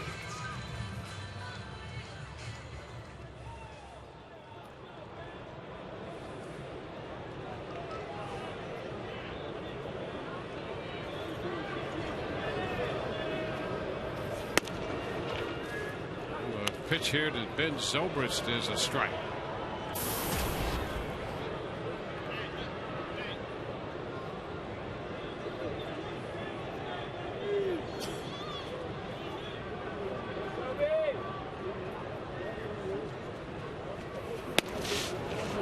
Pitch away in that Kansas City game. That was a no decision that the Blue Jays eventually won.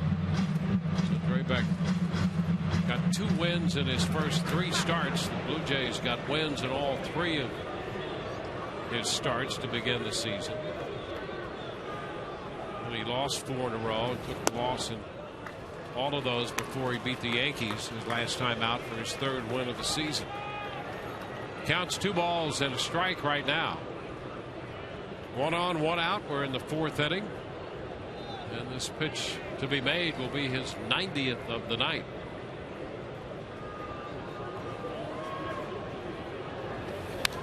And it's fouled back.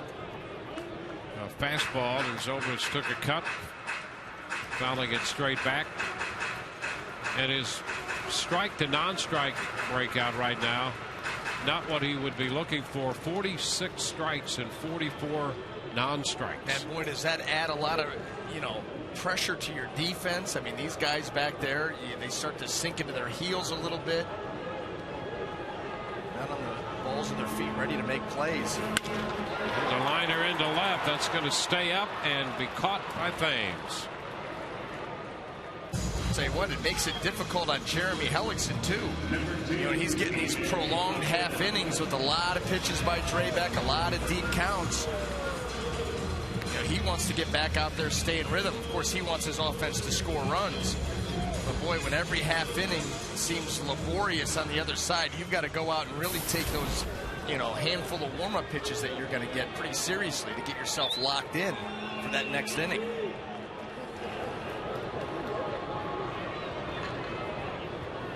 Well, here's B.J. Upton, awarded a home run his first time up there. Pitch is low. B.J.'s 1 out of 2 tonight.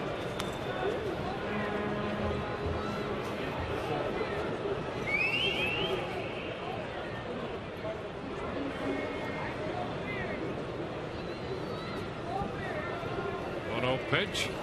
Swing and a chop to the left side. Laurie with the underhanded toss down to Johnson for the force on Molina. We're through 4, tied 2-2.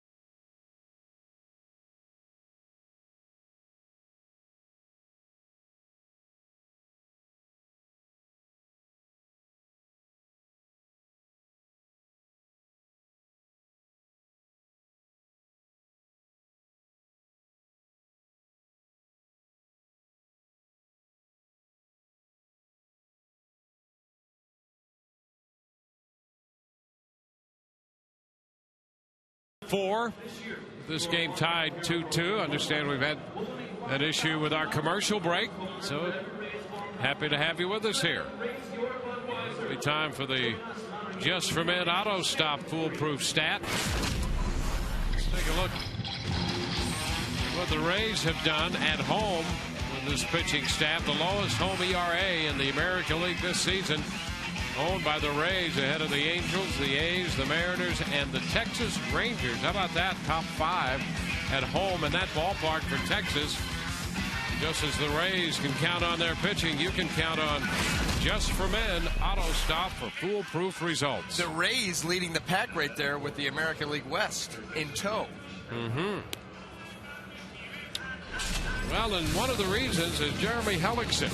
Well, yeah, it continues that changeup out in front. Look at that. Getting these guys off balance. The ground balls. Nice play there by Carlos Pena.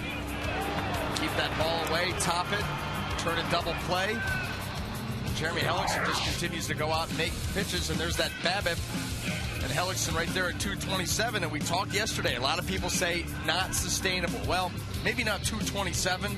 However, because of that weak contact, and he gets an awful lot of it, you would always expect him to be way better than league average in this particular category. And right now, since 2011, he's leading the pack. Yeah, because it's not like people are hitting shots all over the ballpark and right at people. That's right. Against him. We just saw a litany of soft contact there. That's it. And that's what he gets. And that changeup, that is the main reason why he's able to get hitters off balance, get those ground balls and weak pop-ups. Brett Lawrie. First pitch breaking ball. 1 ball, no strikes.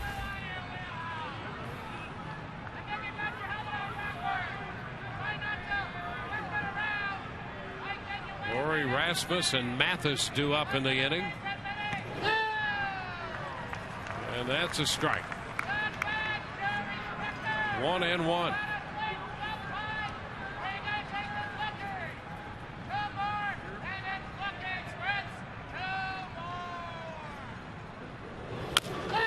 Big chop to third. Quick throw, and the Rays got it. Wow. How about that by Rodriguez? And that big chop. And all Rodriguez could do was wait for it to come down and then unload it as soon as he made contact with it. But that's the thing. As he's waiting for it to come down, watch him get into throwing position. Here it comes. He knows he's got to time it up. He's already crow hopping as he receives the baseball. That is outstanding. Talk about some awareness. And a great scoop at first by Pena, but this makes the play right here. Yeah, he's not even going to wait for it to come down. Get already into your crow hop, and that is dynamite. Rasmus. 1 ball, no strikes. And now there's a case where some soft contact normally turns out to be a hit, but because he has great defense behind him, it's an out. So you get both there. You get soft contact and a great defensive play, all for the price of 1 pitch. And the BABIP continues to plunge. 1-0 the count now to Rasmus. Boy, it's so good to know that we learned so much yesterday and we could put it right into play tonight. Zobrist is there and makes the catch. 2 gone on the fly ball to right.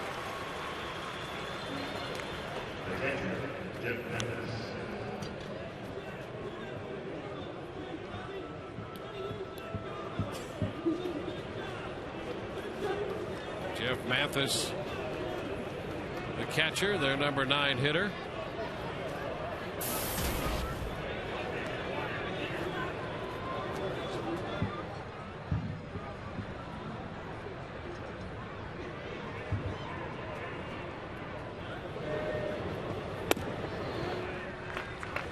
There's a strike.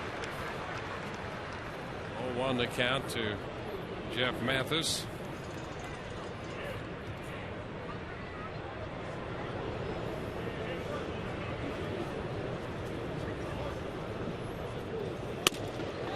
This pitch is wide. 1-1.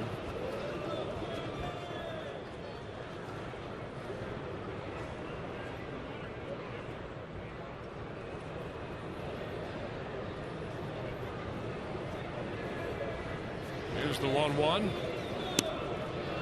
And A strike is called. All 2 strikes. Hellickson giving up the 2 runs, 1 earned on 5 hits. He has 1 strikeout tonight. That was that big strikeout of Bautista in the 3rd. And he has not walked anyone. Cut the miss. Now he has 2 strikeouts. He got Mathis with a curveball. 1, 2, 3. Go the Toronto Blue Jays here in the top half of the 5th on a ground ball chopped by Laurie and a fly ball to right by Rasmus and a breaking ball and a swing and a miss to strike out Mathis. So the Rays tied 2-2. Take a look at tonight's game summary as it's brought to you by Land Rover. Rays open the scoring in the 1st when B.J. Upton hit this high fly ball into center that hit some of the rigging apparently off the C ring, and eventually that was ruled a home run. Base hit by Eric Thames in the 2nd inning scored J.P. Arancibia.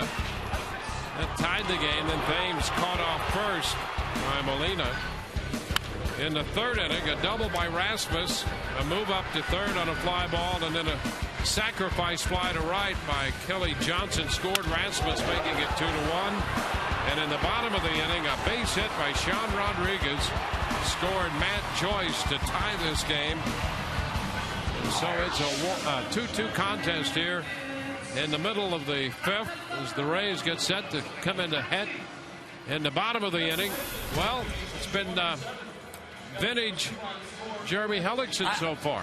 Yeah, and I want to give my game summary, and my game summary is this. How in the world, watching these 2 pitchers going out and doing their thing, is this game 2-2? That's one of those great things about baseball, that it would take someone with the ability of Sam Fold to interpret for us. We're going to have to get Sam up here to explain that one. Need to have him on call. You know what I mean? On speed dial. That speed dial. Head right up here. Jeremy Hellickson, he's back to doing his thing. Well, the pitch count for Drabek over 90 through 4. He's made 93 pitches through 4 innings. And it has been, command has been an issue tonight for him, as the 3 wild pitches in the 3rd inning would attest.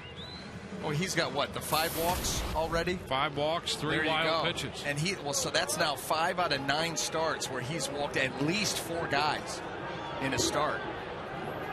Continues to be the theme. And Matt Joyce leads off this inning for the Rays, and he takes a fastball on the inside part of the plate. He's walked Joyce twice, and that led to a run in the 3rd.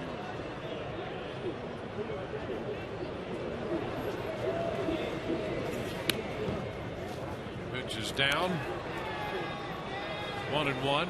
You can see those last couple of pitches too. Mathis is flashing that glove high, like, let's keep it up in the zone. See that? Trying to keep him up there, because everything tonight that Drabek has missed with has been down. I mean, how many balls have hit the dirt? Take out the wild pitches, but just regular sinkers that are in the dirt. So you see Mathis saying, come on, give it to me up here, let it sink down to the knees. And there's the strike. What that did. Make the adjustment. I mean, that's what your catcher, you talk about it in between innings. Say, listen, up your target just a little bit. Instead of it sinking down to the dirt, we'll catch it at the knees. 2-2 and a low line 1 hop out to Johnson at 2nd, who makes a nice pick on it. That was a nice play, and and I'm telling you, that's a very good adjustment by Mathis and Drabek, and you don't know who initiated that. More times than not, it's going to be the catcher. Maybe it's even John Farrell, Bruce Walton talking about that. This ball hit hard by Matt.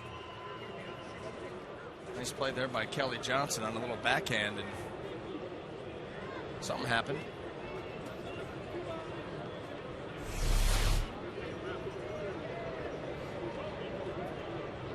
Well, John Farrell came out immediately, and I'm wondering if it's more of an equipment issue with Johnson than anything. So we'll have another break in the action until the Blue Jays fill that second base spot. We're not going anywhere. I love this. It's good. Nice backhand play there. Kind of a wince throw.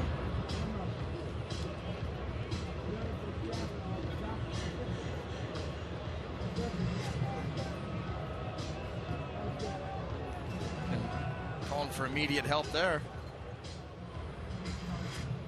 Yeah, that was a hot shot off the bat of Matt Joyce. And now Drabek is out here waiting again.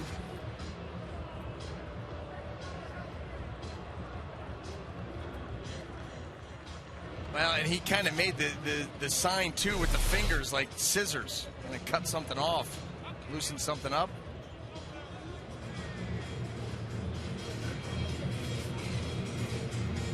Yep.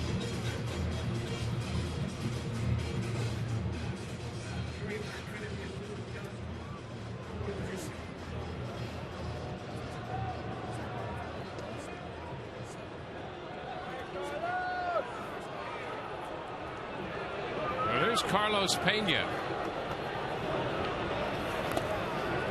And the pitch is a ball. 1 ball, no strikes.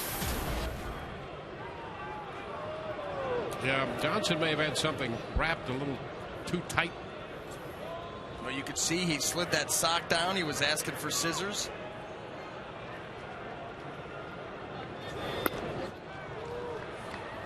One ball and 1 strike.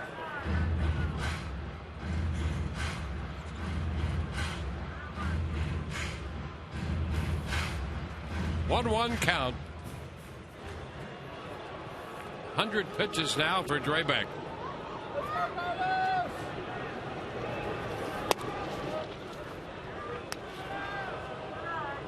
Two and 1.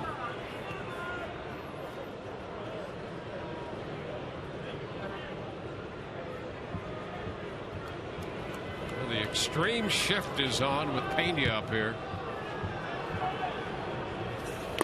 This pitch is down. Brett Laurie is stationed way out there and yeah, that was almost regular right field. There he is. It's Brett Laurie, the regular third baseman. We talked about it in Toronto, how he gets that jog in from one end to the other. And ball 4, taken low. Walk number 6. 1 out pass. Well, follow your Tampa Bay Rays all season long with a 7-day-a-week subscription to the Tampa Bay Times. Subscribe today and get one of the top 10 sports sections in the country. For an exclusive subscription offer, go to tampabay.com/Rays offer. Well, he's up to 103 pitches. 1 out into the 5th. And here's Luke Scott.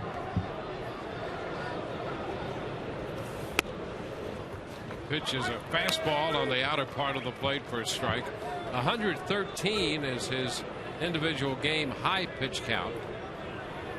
He obtained the last time out on the 16th against New York. We're going to start to get some action in the Toronto bullpen. Big cut and a miss right there. Scott tried to give the Rays a quick lead. Well, that's where that late movement on the sinker by Drabek. Watch this thing just bottom out. I mean, that's got split action almost. Villanueva, Carlos Villanueva is now loosening in the bullpen.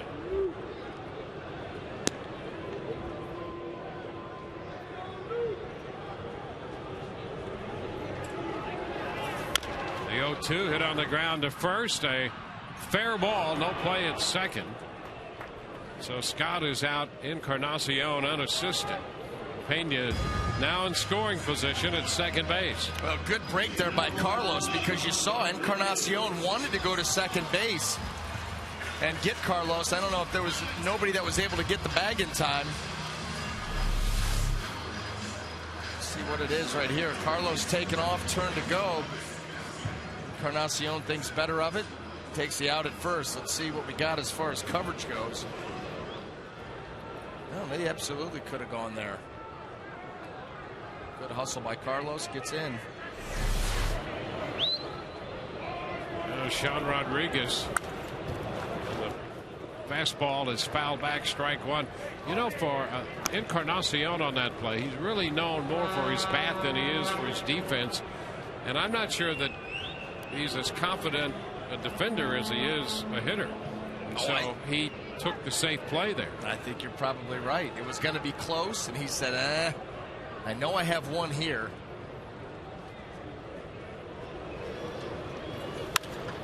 Pitch is popped up. Laurie just outside the line. Takes care of that. And so that is out number 3. No runs, a walk, and a man left.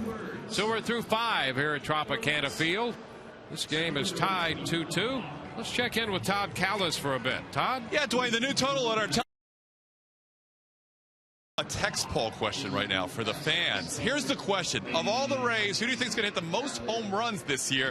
You've got 5 choices. You got Evan Longoria, who's going to, be a little bit behind by the time he comes off the DL because all these other guys are active. Luke Scott with 7, Carlos Pena 5, Matt Joyce with 8, Ben Zobrist with 6, TB1 for Scott, TB2 Pena, TB3 Longoria, TB4 Joyce, TB5 Zobrist. Who ends up with the most home runs for the Rays in 2012? Text your vote to 789-789. Standard message and data rates apply. You guys were talking earlier today about the Rays making a roster move. Number 10 now on the disabled list is Jeff Keppinger with that broken right toe. In his place is Drew Sutton. Joe Madden talked before the game about what he thinks of Drew Sutton. A switch hitter. Probably came up as a second baseman. Stan Stashu-Borowski had him in the minor leagues, so Stash knows him pretty well. Can play third, short, corners in the outfield. Again, switch hitter that's probably maybe a little bit better against lefties than righties, but he's actually pretty balanced on both sides. I've seen him in the past in spring training with the Red Sox. He's a nice player. He fits in well with how we do things here, like I just described, all this versatility with him, the fact that he's also a switch hitter. It's going to be a nice fit, I think.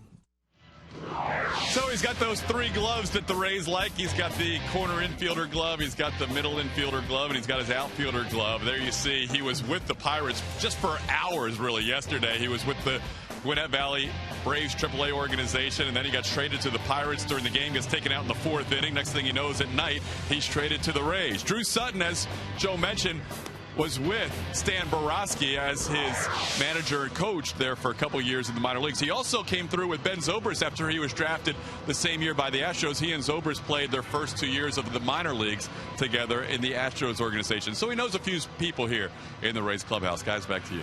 All right, Todd, thank you very much. Well, we'll head into the 6th inning, and Jeremy Hellickson through 5 has made 67 pitches, a couple of strikeouts, 2 runs, 1 earned, and he's surrendered 5 hits. I like our new format. Yeah. It's all coverage all the time. First pitch here to Kelly Johnson is a strike at the knees.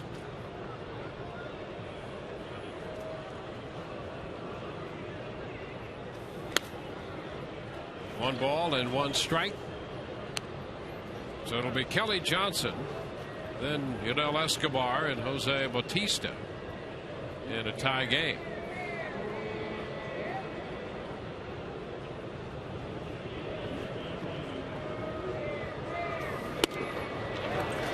Cut to miss. The count is 1-2. Good cut fastball there by Jeremy Hellickson. The main reason that he introduced that pitch this year was for left-handed hitters, and boy, he threw a dandy right there.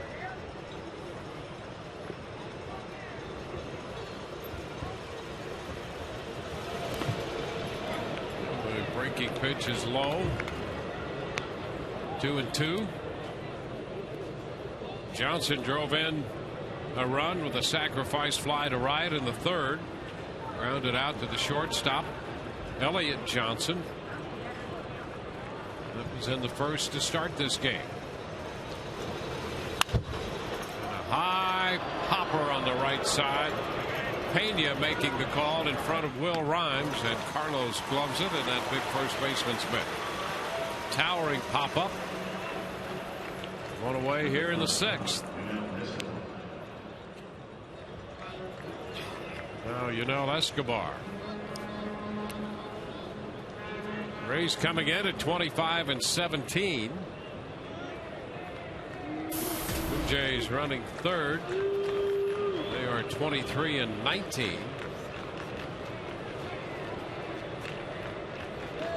The Rays at home now 15-6, and as we saw a couple of innings ago, they've done it on the strength of some very good pitching at home. The fly ball tagged deep into left center field. That ball's got some carry and will get out of here.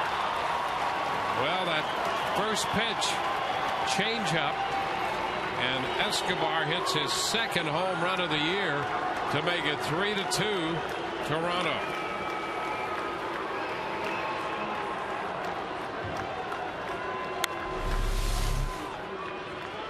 Well, here it is, that changeup. Look at that. That ball stays up, elevated, and it's right on the inside corner. Just a mistake pitch by Jeremy, and Escobar gets all of it.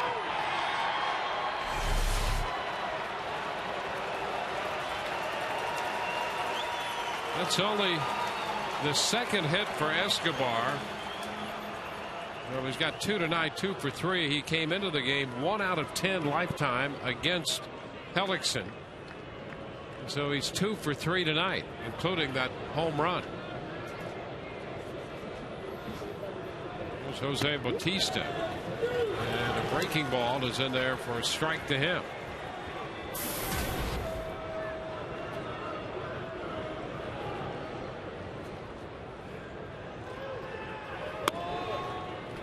One ball, one strike. Here's the home run swing by Escobar. I mean, right down on and through that baseball. Solid contact. Get it out to that deck out there. That's a pretty big shot. 2-1. Yeah, that was a shot to the party deck.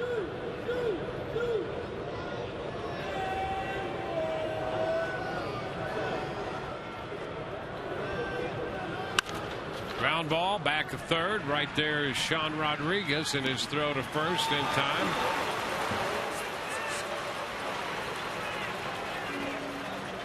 Two gone.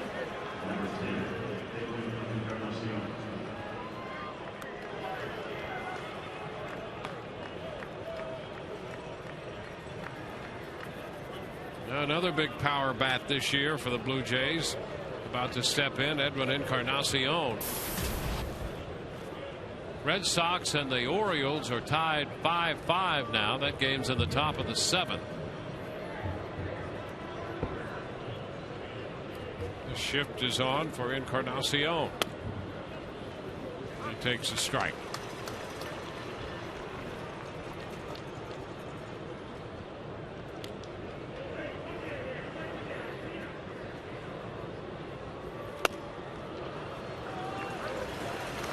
Two.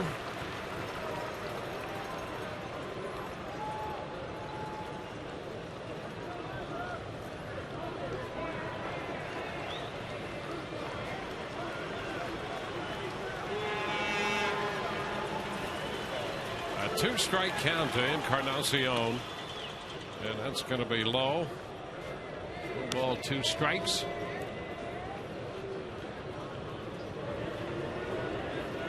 Pitch count has been good tonight for Hellickson, who has now hit the 80 mark. And he runs that one inside. Did he go? He did not. The count is 2-2. It was almost as if Encarnacion was asking for an appeal on that one. Let's take a look.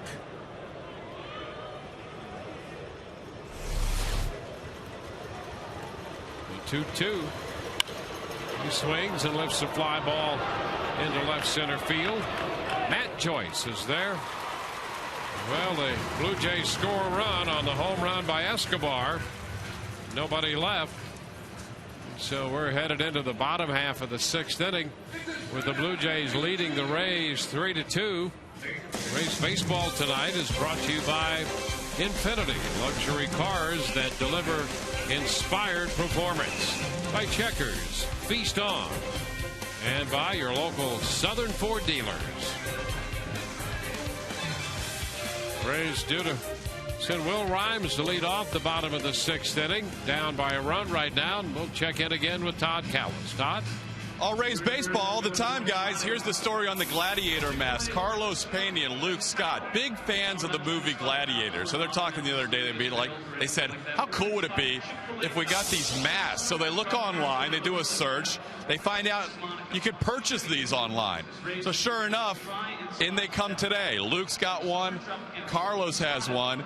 And then they go to the dugout, and the combo of Joel Peralta and Fernando Rodney wear the Gladiator mask. So there you go. Pena and Scott, big fans of the movie Gladiator, wanted the Gladiator mask. And, of course, the 8th and 9th inning guys here in the bullpen wear them in the dugout, guys. That's the latest. Back to you. Well, it might be Pena and Scott who are the big fans, but not unusual to have the bullpen leading the way when those things were unveiled in the dugout. Well, you can't wear them any better than those two.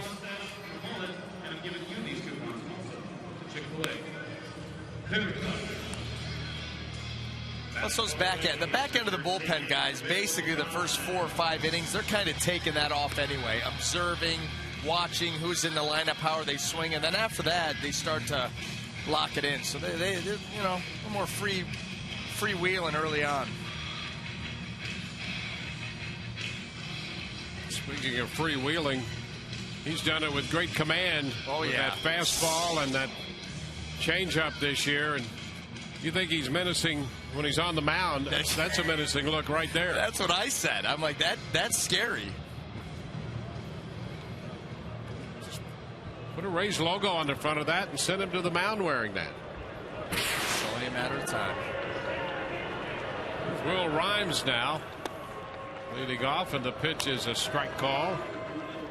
Well, the Rays are down 3-2.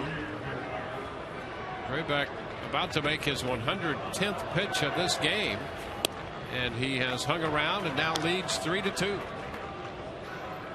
1-1 the count to Rhymes, with Elliott Johnson due next, and then Molina.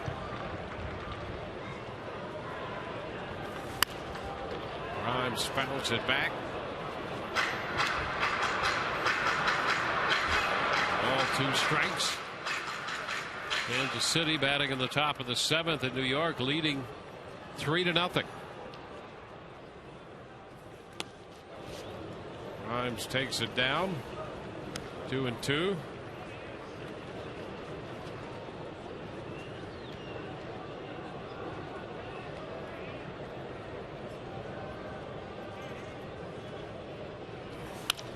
And a line drive, going to be a base hit. Rhymes aboard to open the inning. The Rays put the leadoff man on. That's the first time tonight they've been able to put the leadoff man on in any one inning.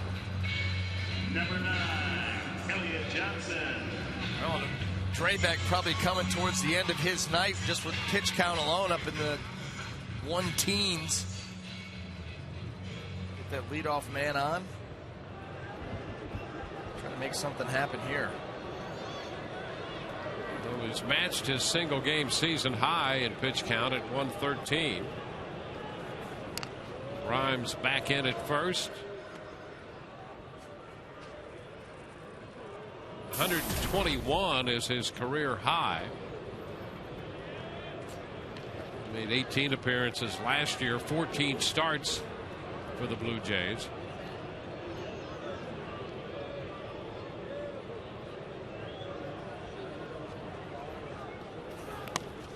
It's down. Ball, no strikes.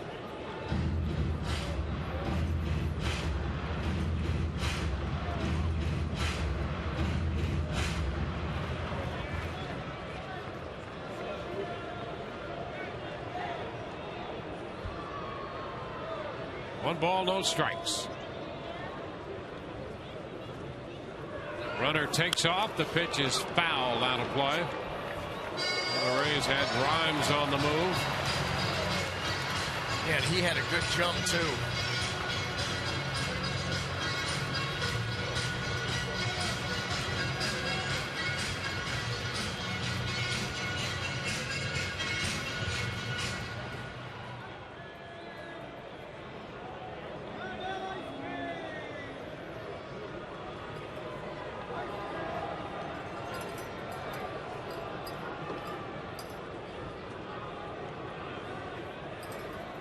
1-1.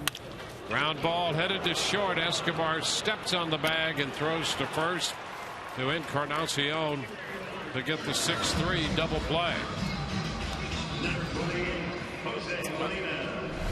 When you're able to get the ground balls at a rate that Drabek has, there's always this possibility. You get the leadoff man on and then immediately gets erased with a double play. Well, 2 outs now with the bases empty. Jose Molina. It's a strike on the outside edge.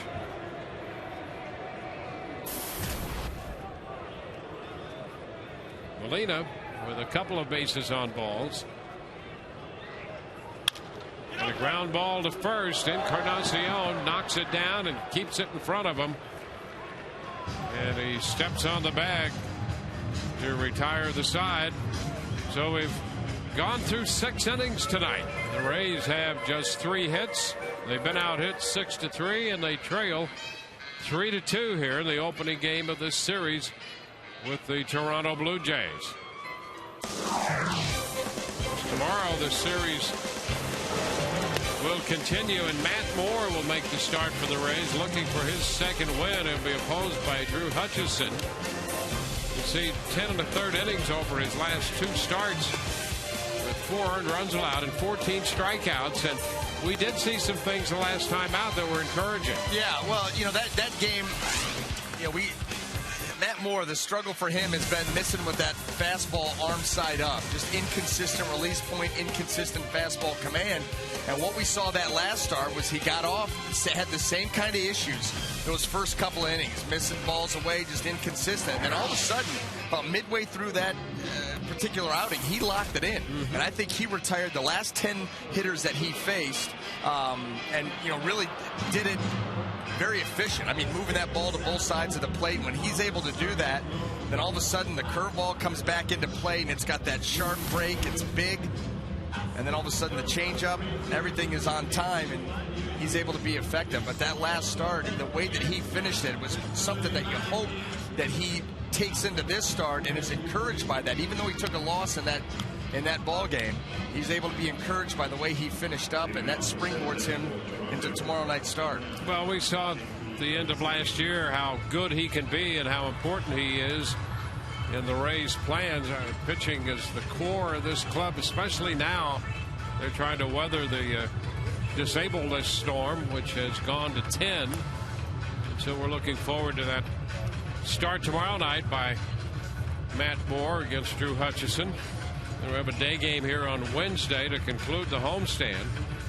Right now the Rays trying to hold the Blue Jays as Jeremy Hellickson has had a good pitch count tonight. You can see the breakout pitch, the pitch count by inning here, 82 for the total of 6 innings, and he made 23 in the third when he gave up a couple of hits and a run. Everything else has been excellent.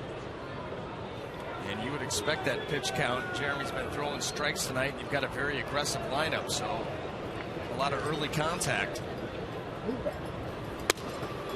And the first pitch in here in the 7th inning to J.P. Arancibia is a strike. Arancibia has been on twice, reached on a fielder's choice and scored a run in the second. He singled in the 4th. It's fouled back, 0-2.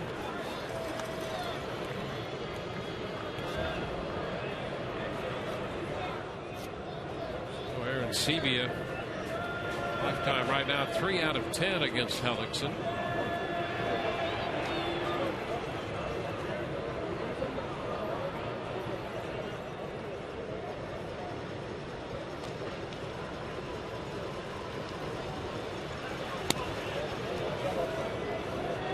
One ball, 2 strikes. Hellickson pitching here in the 7th inning.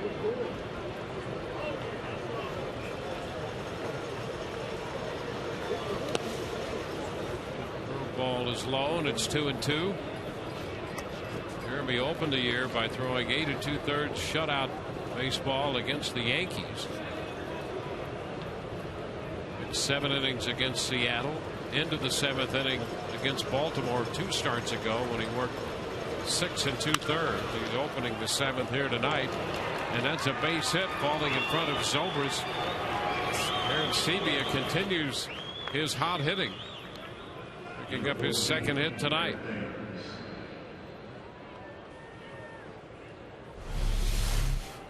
Jeremy's going to come in with the fastball. Ball catches some plate. Aaron Sebia head down and threw it. He's able to shoot that ball out into right center. Leadoff man aboard. A move to first. Aaron Sebia back in. Semi belly flop return to the bag by Aaron Sebia.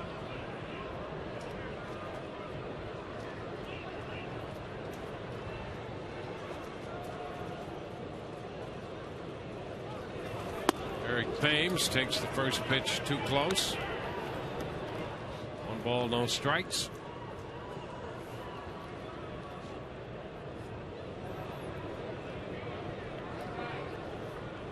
Seven hits tonight, surrendered by Hellickson. A couple of strikeouts and no walks.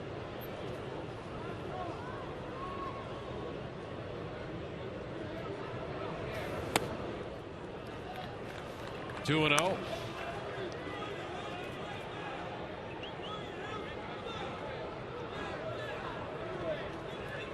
Boston has taken a 7-5 lead on Baltimore. Red Sox bat at the top of the 7th inning.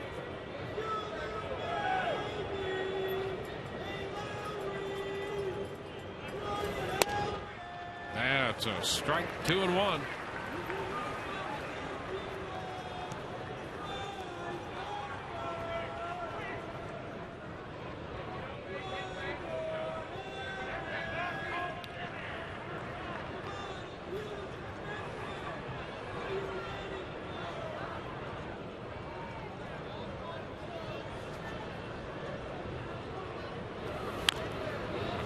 Foul.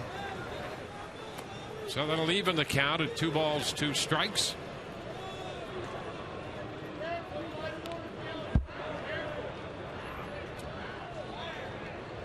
Hellickson and Drabek have matched up in this one. Drabek struggled with his command, but has 6 innings in and has a 3-2 lead. Hellickson giving up a base hit to open the 7th. Back to first. Aaron Sebia back in again.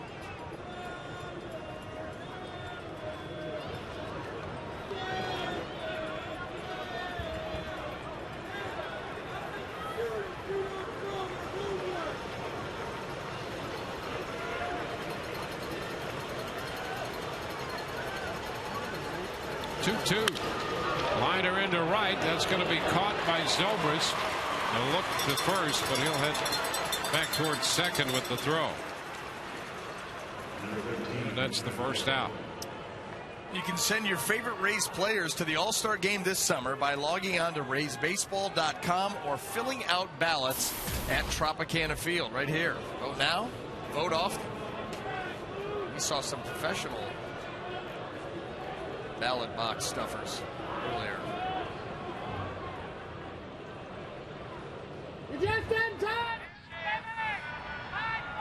Well, 1 on 1 out. Here's Brett Laurie. And he did go, says Joe West. That's a strike.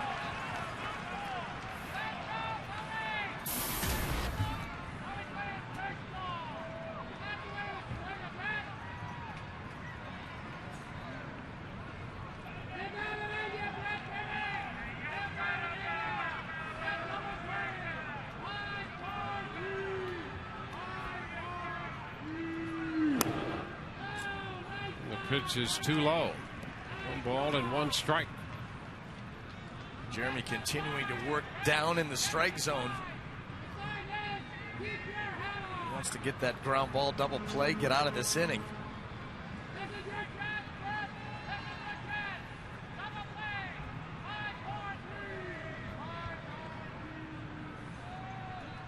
There's the 1-1 with a runner going, and the pitch is fouled back. Dare I say hit and run. I mean, Aaron Sebia taking off, and Brett Laurie here gonna swing. This ball is. You know, making contact with that pitch reminds me that these guys signed Vladimir Guerrero, and they say he's getting pretty close to joining this club. Well, he can show Laurie then how to do it right. Exactly, because that is Vladimir Guerrero's game right there.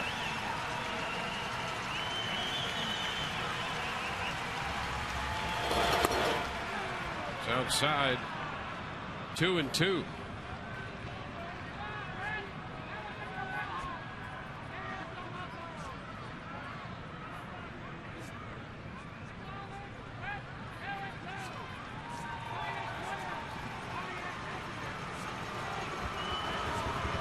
Two balls, 2 strikes now. And a ground ball chopped to short. Johnson out at second, out at first. Then goes Johnson, Rhymes to Pena. 6-4-3 on the double play. So Hellickson coaxed the double play out of Laurie to retire the side here in the top of the 7th. Exactly what he wanted. He was trying to make a concerted effort to keep that ball down in the zone. Get that ground ball, you get out of the inning, and that was tailor-made. 6-4-3. So it's still a 3-2 ball game with Toronto leading this contest. Let's check in with Laura. Hi, Dwayne, and of course, continue to follow us on Twitter. It's at Sun Sports Rays. Special day for David Price today. It's his dog Astro's birthday. And of course, he tweeted about it, saying happy birthday to Astro. Astro also has his own Twitter. I'm not sure how he tweets. We're going to leave that up for interpretation. And guys, Twitter is loving having more of you on the air because of the no commercials. They say they'd like to have this all the time. I told them probably not possible. You're much too kind. We can do it. We can do it? Yeah. Okay, we can do it. I don't know how long we're doing on the air. Yeah. Well, somebody's got to pay the light bill. That's exactly right. Jason Frazier is going to be the new pitcher. Pretty 6 good numbers innings for Drabek. Yeah, and Drabek, the fact that he was able to hang along and give up just, had a lot of walks, but only 3 hits, the 2 runs. Yeoman's effort there by Drabek, and Frazier with good numbers. Got more than a strikeout an inning, a good opponent's average. Well, Drabek made 118 pitches today. That's his single game high this year. He made a few more in a game he pitched last year for the Blue Jays. But you're right, he walked 6 men at one point in a stretch of 12 pitches through 3 wild pitches. Yeah. And yet he leaves after 6 innings of work with a chance to win this game unless the Rays can come back against the bullpen. Yeah, it wasn't pretty. It was not pretty, but it was effective. And right there you see Jeremy Hellickson with a nice line. 7 innings, 3 runs, 2 earned, no walks. Well, that's huge. Just the 2 strikeouts, but boy, oh boy, when you're not adding extra base runners, you have a chance. And right now, Jeremy still has that chance, down just a run with a couple shots left. Well, Jason Frazier on the mound to face Ben Zobrist, then Upton and Joyce for the Rays.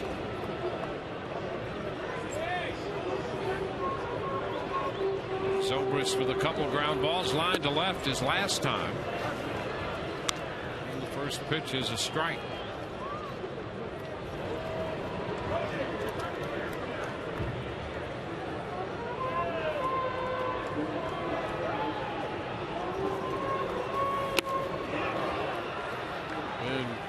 Behind in the count, 0-2.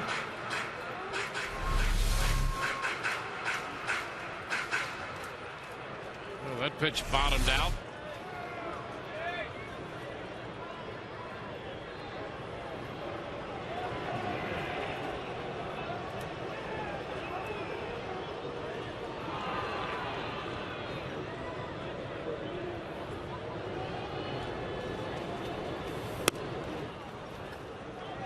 Fastball away. It's now 1-2.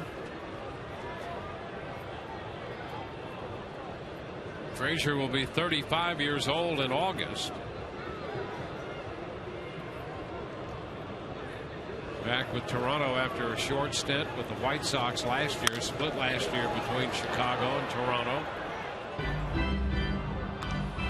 Count still 1-2.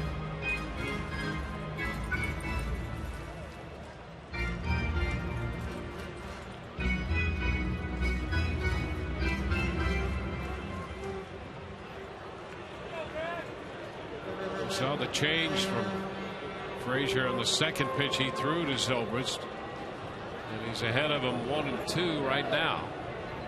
It's a very good pitch for him, and a ground ball. There's a base hit.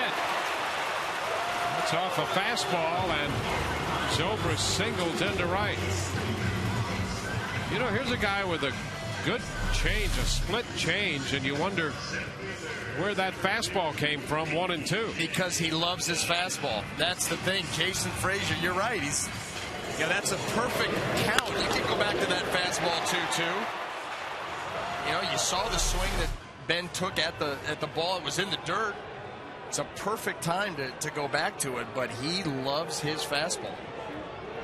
And on that particular one, so did Ben Zobrist. Now it's B.J. Upton.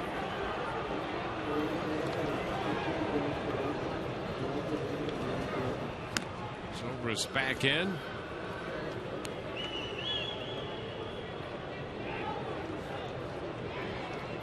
Upton homered off the catwalk in the first inning. 1 for 3 overall tonight.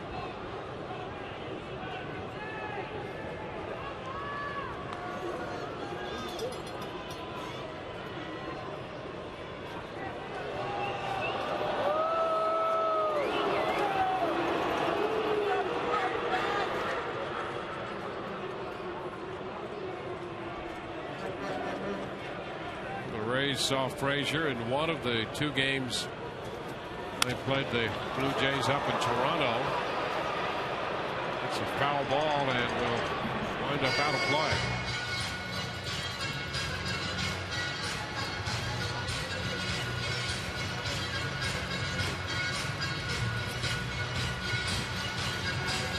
Frazier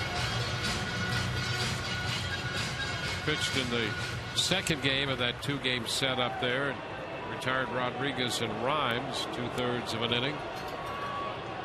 Giving up the base hit to Zobrist tonight, and a 1-strike count now to B.J. Upton.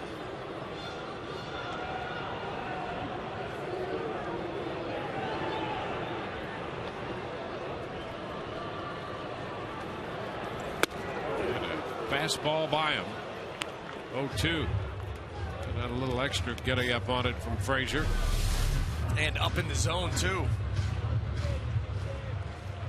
Especially when compared to Drabek, who lived at the bottom of the zone or in the dirt.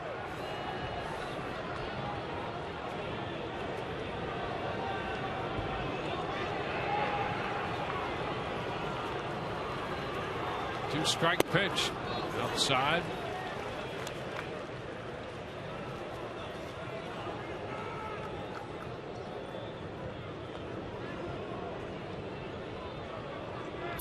Upton, see there, 2 for 16 with 11 strikeouts against Frazier. But turn that tide.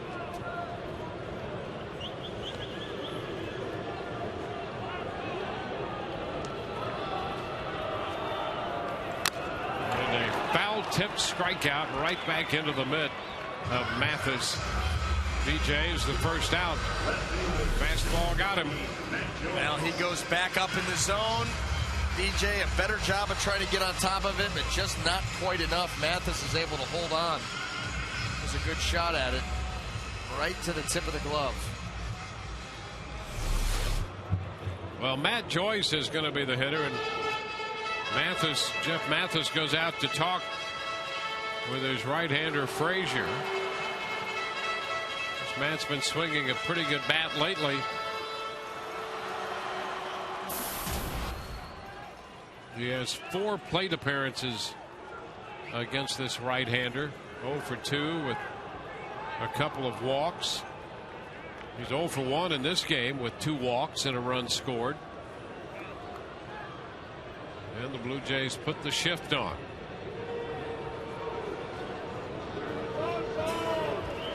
There goes Zobrist. The pitch is down. The throw is going to be in time.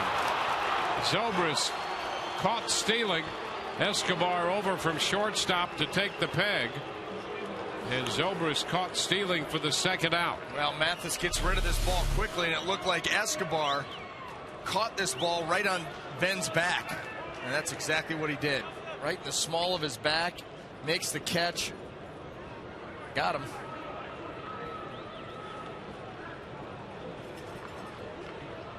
Well, the Rays trying to press the issue a little bit there, and they lose the base runner. Pitch is down to Joyce. It's 2-0. Rays have had a difficult time generating some offense tonight. They've had runners on base in every inning. They scored a run in the first on the Upton home run and a run in the third inning on the RBI single by Sean Rodriguez. There's a strike. 2-1.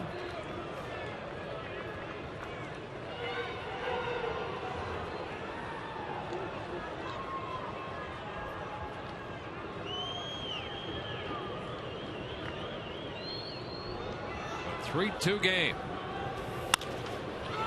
Joyce pops it foul, lifting it to the third base side. So the count is 2-2.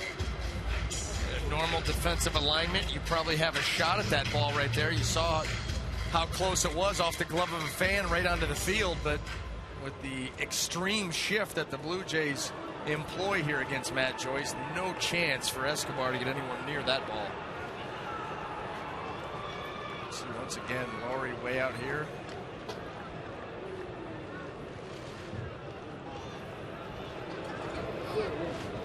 Here's the 2-2 swing and a popper down the left field side, and that's going to fall out of the reach of Escobar and Thames. That ball had some hang time, but again for Escobar, he's shaded toward the middle.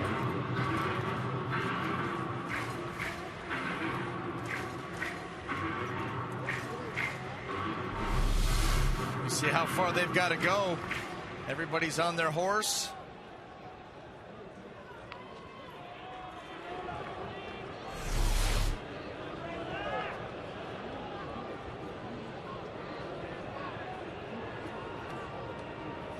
Two balls, 2 strikes. And strike 3 called at the knees, and that's going to retire the side. So the Rays get a base runner, lose him on the caught stealing. And they leave no one in the 7th. Here's a look at the called third strike. Pretty good pitch here by Frazier. That ball right on the, just too close. Too close. So we're through 7. It's still a 1-run ball game. Toronto leads 3-2. And we'll check in with Todd again.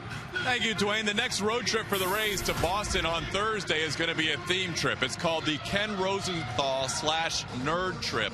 We're not calling Ken a nerd per se. I'll let Joe Madden explain. The Kenny Rosenthal /Nerd road trip was inspired by 2 people here, Kenny Rosenthal and also my granddaughter Tyler. Kenny being the bow tie wearer, I thought bow ties would be kind of cool. Then I thought let's put it together with Kenny and see if we could just bring it all together. He's involved with charity regarding his bow ties. We're getting more involved. We'll have more information about that in the very near future. But that worked out really well. Then Tyler recently had a day at school, nerd day at school, and she sent me the photograph and said that she thought that'd be a great idea for one of our next theme trips. So it's the 2 great people in my life, Ken Rosenthal and my granddaughter Tyler. I know Ken was trying to get to the game against Boston, maybe switch out his schedule. Do you think it would be fitting if he was there? Oh, he has to be there. They have to change the schedule. He must be there greeting us at the airplane. We'll come off appropriately dressed. I have an idea for the team photograph for this, too, that I think will be kind of cool, and Kenny's got to be involved with that, too. So, guys, here's the latest. As it turns out, Ken Rosenthal did get his schedule switched, so he will be in Boston for that Rays game on Saturday. And Dhani Jones has a company called Bowtie Cause, and they donated 40 of these bow ties. They're waiting for you guys down in the Rays clubhouse. There's still about 15 to choose from. And basically what's going to happen, for every bow tie the Rays use, they will donate $100 to that particular charitable cause. I'm in the Sam Fold camp, guys. I have no idea how to tie one. So if either of you guys could help me out at some point, but pick up your bow ties after the game. Well, I tell you what, you have been for years our fashion coordinator. I'd rely on Todd to make that selection for us. It'll be much better, I know, than if I picked it out. And I think we're in the same boat as Sam Fold when it comes to tying a bow tie. Yeah, you too. Well, we go to the 8th. 3-2 Toronto. And Jeremy Hellickson still out there on the hill. He's made 97 pitches. And he faces Colby Rasmus. This is with a fastball away. Both bullpens are busy as we begin the 8th in this one-run game tonight.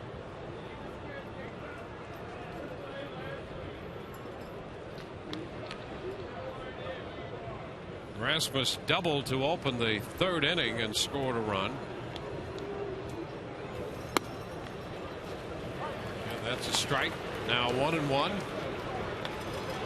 J.P. Howell, the lefty, and Burke Badenhop, the right-hander.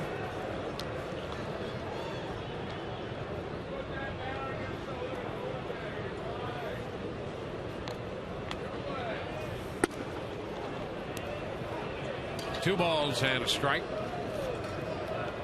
About 100 pitches.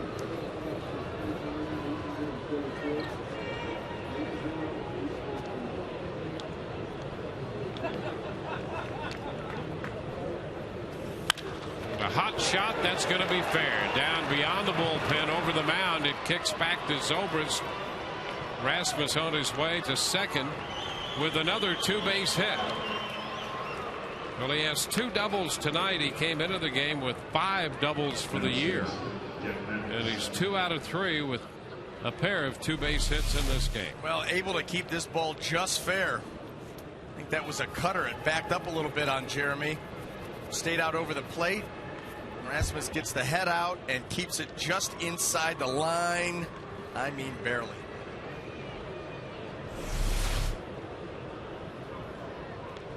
So a big spot here as the Rays try to stay within just 1 run. It's been tough to score runs, and the guy out there at second base would be a big one for Toronto. Kansas City continues to lead the Yankees. That game in New York in the top of the 8th, and it's 5-0 Kansas City. Red Sox score a run in the 8th in Baltimore to take an 8-5 lead in that game. Mathis, and the pitch to him is a strike.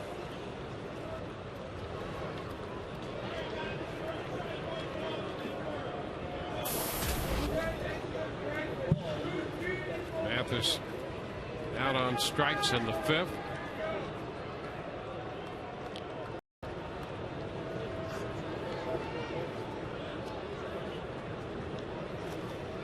Sean bunt again and takes that pitch for a strike. Okay, excuse me. Now, first one, okay, we're going to pretend that didn't happen. But the second one now, Jeff Mathis squaring around to bunt, and he's taken 2 fastballs that would be perfect to bunt. I mean, not even an attempt. Maybe it's just You're me. the analyst. Maybe it's you just explain me. it. I can't. What are you doing? And a swing and a miss on a breaking ball, and so Mathis is out on strikes. Well, a forgettable at bat right there for Jeff Mathis. You take 2 fastballs, you're trying to get a bunt down, move the guy over, you take 2 down the middle, and then get caught swinging at the curveball in the dirt. Yeah, it's hard to figure. Well, the Tampa Bay Times, formerly the St. Petersburg Times, changed its name to better reflect the region it serves. To subscribe to the Tampa Bay Times, call 877-THE-TIMES or visit tampabay.com/subscribe. Kelly Johnson's going to be walked intentionally here. left-handed bat with Escobar due next. And Johnson with first base open. We'll get the walk. There it is, ball 4. And Joe Madden comes out of the Rays dugout.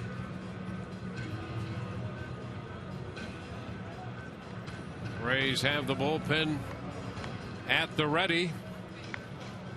And so Joe Madden will make a call to the bullpen. Sponsored by Metro PCS Wireless for All. We continue to have some technical issues, and so we'll stay here during this change of pitchers for the Rays. Jeremy Hellickson walks off the mound with 7 1/3 innings of work under his belt. He's given up 8 hits and 3 runs. He leaves with a couple men on, so they would be responsible to his line.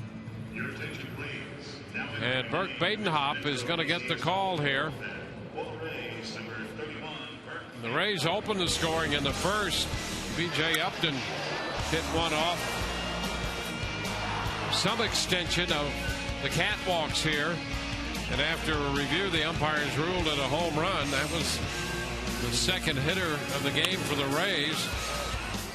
And then Eric Thames singled home the tying run in the second inning.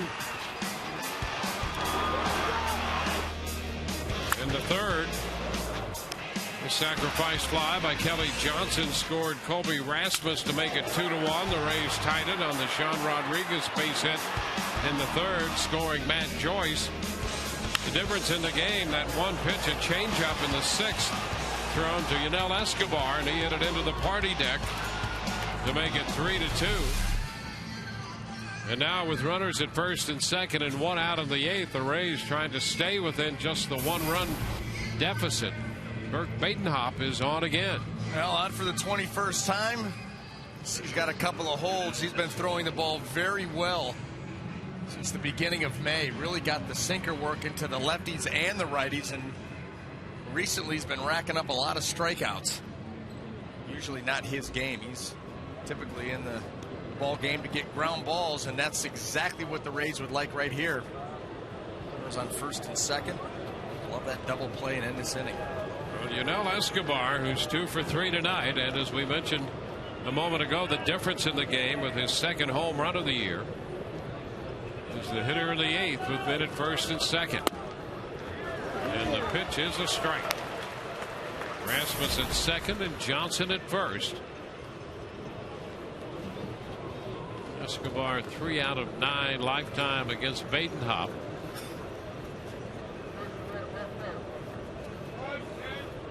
Most of that from the National League matchups between these two. It's foul out of play and takes the count to 2 strikes. Hellickson tonight made 108 pitches. He worked 7 1/3. Gave up 8 hits. Responsible for a couple men on, 3 runs to his total right now. 2 of those earned with a walk and intentional pass, and then 3 strikeouts for Hellickson. A 2-strike count to Escobar.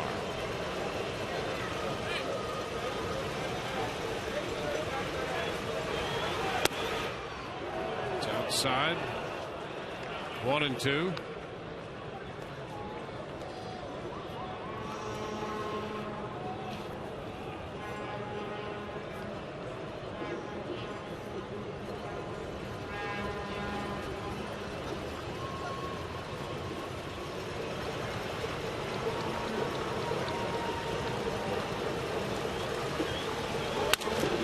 Ball by the mound, and that ball is going to be not playable anywhere. Well, the ball not hit hard, but hard enough that Badenhop could not get the glove down in time.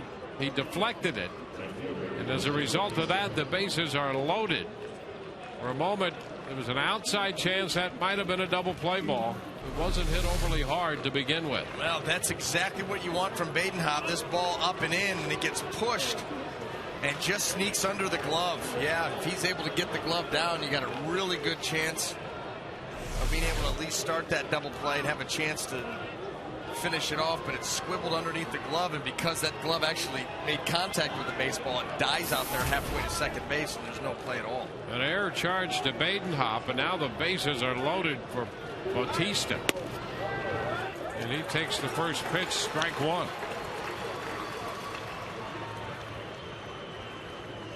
So an even bigger predicament now for the Rays.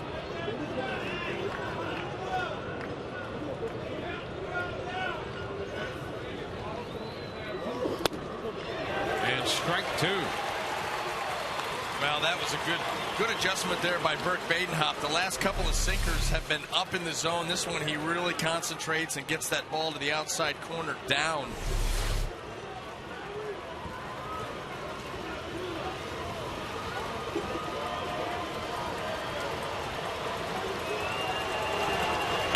And a chopper to third.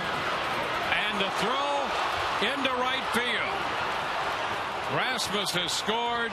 Johnson will score. All the way to third goes Escobar. Bautista safely aboard at first. Well, the Rays had a chance at a double play again. And that'll be an error on Rodriguez on the throw. Well, that's all you can ask for is the chance. The ball gets underneath Badenhop's glove, and then all of a sudden Jose Bautista hits a ground ball to Sean Rodriguez, who's been so very good defensively, but right here hurries the throw. This ball just sailed on him. It was actually behind Escobar. Will Rhymes had no shot. He would have had to go through the runner. Couldn't do it. The Blue Jays pick up 2 runs. So it's now a 5-2 ball game. And here's Edwin Encarnacion.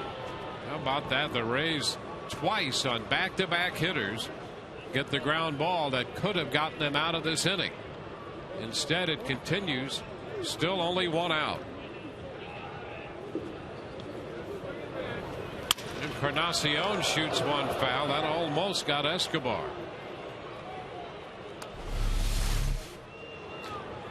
Well, here it is. Well, you got a chance here. That ball just sails. You see Will. Nothing. There was absolutely nowhere for Rhymes to go on that. He had the runner already between him and the throw. So he had no chance to save it.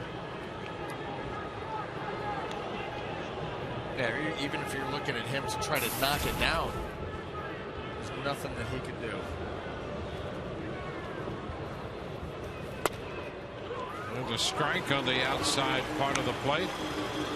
0-2, and so the Rays are down by 3 now here in the 8th.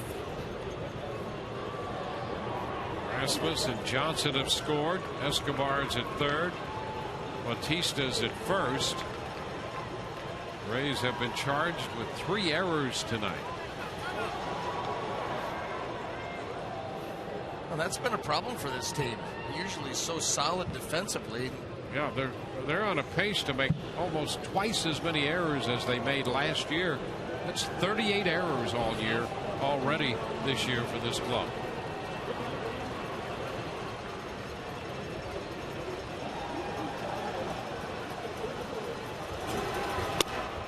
Pitch is down. 1 ball and 2 strikes.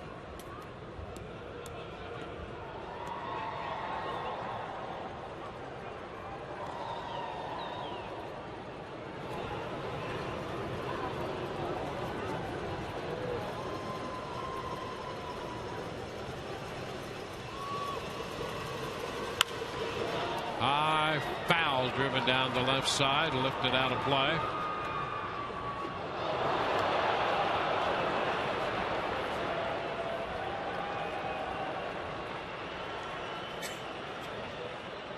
So the count is still 1-2 on Encarnacion.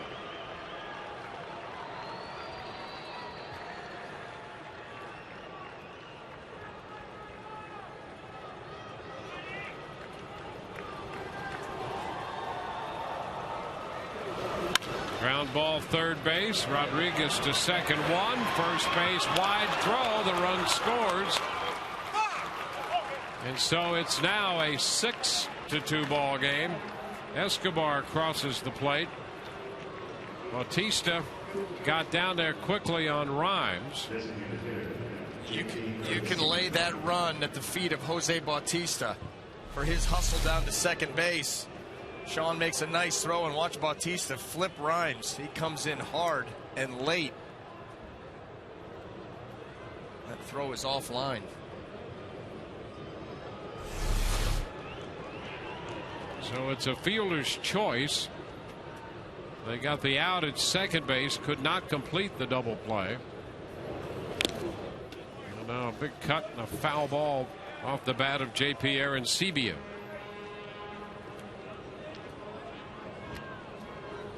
So with a defensive breakdown by the Rays, the Blue Jays have put 3 up here.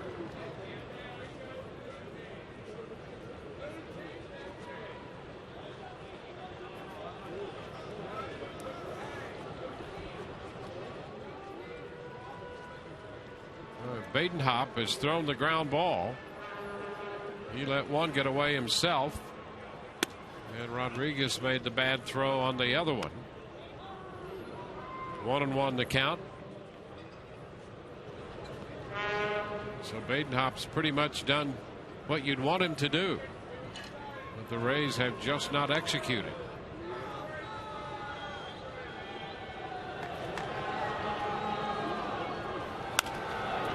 Foul ball back, and so the count is 1-2.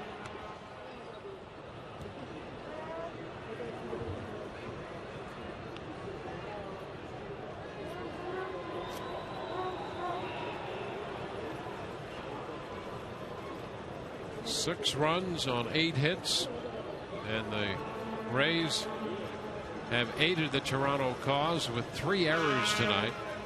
The Rays trail by 4. Arancibia is out on strikes to retire the side, but not one of the better innings that we've seen from the Rays this year, as the Toronto Blue Jays scored 3 times in the 8th inning. All of those runs will be unearned. 3 runs, 1 hit, a couple of costly errors, and a man left on base, and we're headed into the bottom of the 8th inning now. The Rays are down 6-2. Well, experience a Rays game from the all-inclusive Hancock Men Club. Offering extraordinary seating and luxurious lounge and dining areas, the Hancock Men Club features an upscale menu and inclusive drink options. For tickets and more information, call 888-FAN-RAYS or visit RaysBaseball.com.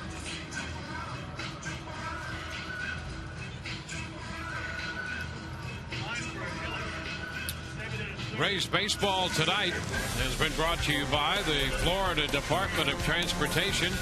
Drive sober or get pulled over. By Chevrolet and their award-winning cars, trucks, and crossovers. And by the 2012 GMC Sierra. It's our best Sierra ever.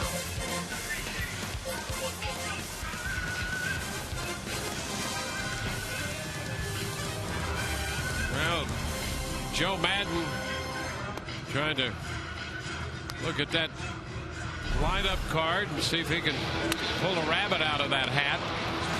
The Rays gave a gift or two to the Blue Jays in the 8th inning. Escobar's ground ball got by Badenhop, and then Bautista hit the ground ball to third. Another ground ball to third by Encarnacion, and the Rays, no error on that play, but a run scored, and the Rays were unable to turn a double play as a result of Bautista's aggressive base running there at second base. Well, Rajah Davis will take over in left field defensively.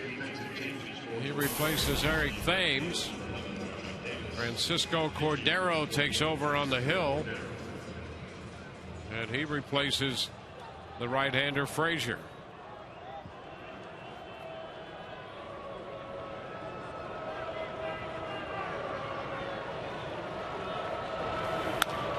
Carlos Pena fouls that first pitch back from Cordero. Strike one.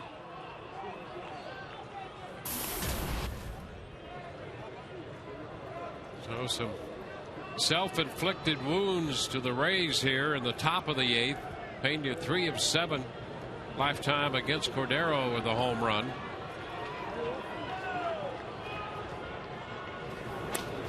And around his ankles, and it's 1-1.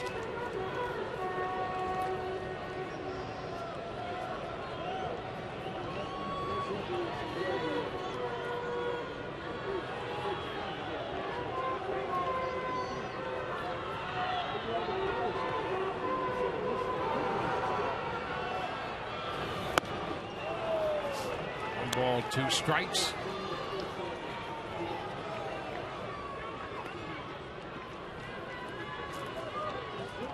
Baltimore batting in the bottom of the 8th, trailing Boston 8-5. Kansas City has opened a 6-0 lead in New York. Royals batting in the top of the 8th in New York.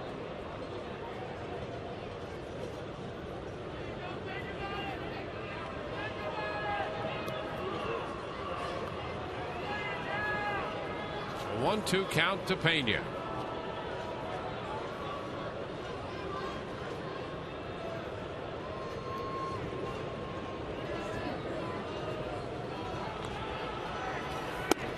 Pena takes that one inside, showing the bunt there on that 1-2 pitch with the shift on. We've seen that a lot out of him.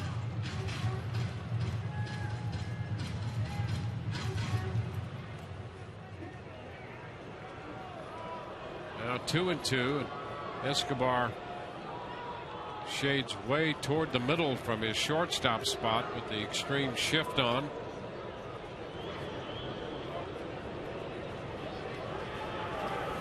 And Pena tries to bunt with 2 strikes, and that's a strikeout. Bunt foul.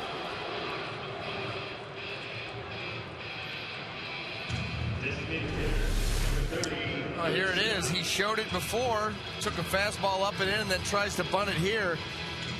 And right now, Carlos is just trying to do anything for a hit. 2 strikes, I don't know. We've seen that. We've seen him try to bunt with 2 strikes a number of times, and we've seen that a number of times. So one away here. And here is Luke Scott. 1 strike the count. Well, part of the thinking there is obviously the Rays down by 4 need base runners. But that's a dangerous proposition with 2 strikes for the reason that we just saw.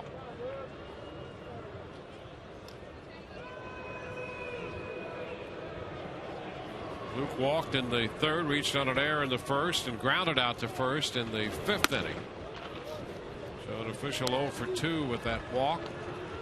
The count is 1-1.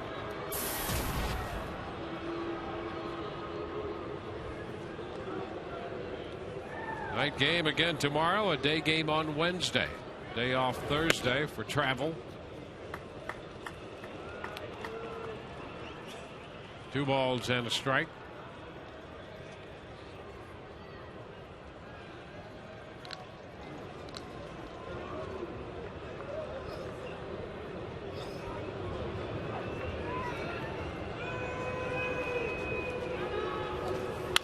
Ground ball right side into short right. And the throw. Laurie takes care of that. So 2 away here in the 8th inning. Let's take a look at tomorrow's starting pitching. That matchup brought to you by Chevron. Drew Hutchison, the young right-hander, 3-1 with a 481 earned run average, opposes Matt Moore. Matt looking for his 2nd win. He is 1-4 with a 520. So 2 outs in the 8th.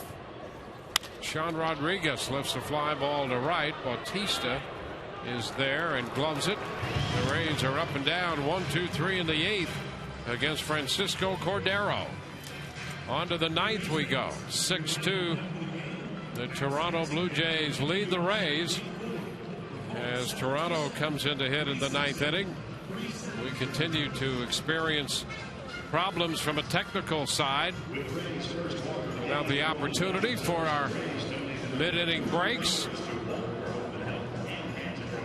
It's the new Miller Lite punch top can for a smoother pour. It's not just a good time, it's Miller time. Well, we head into the ninth inning. The Rays have been out hit 8-4. They trailed 6-2. The defense essentially fell apart on them in the eighth inning. They had opportunities to keep this a one-run ball game at that point. And their situation with the injury list, the disabled list, piling up. So what are you going to do? My Charles Barkley. Just kind of lean over. Hey, by the way, Hideki Matsui got a game-winning hit in Durham tonight, a walk-off, a base hit to win that one. And we don't know what's going to happen in that situation. But at some point, things would progress in the right direction for him. You would think that he might make an appearance. Oh, the way things are going, yeah. I mean, certainly the opportunities have been there. 10 guys on the disabled list, and it's been a resilient bunch up to this point.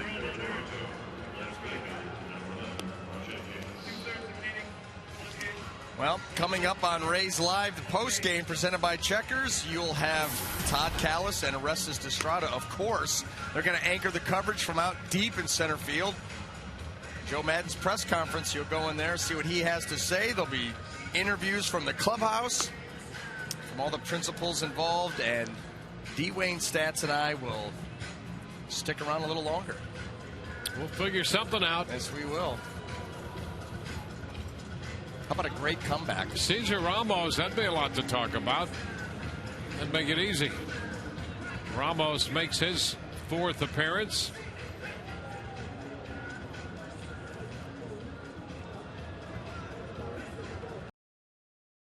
He'll be facing Rajah Davis to lead off the ninth inning, and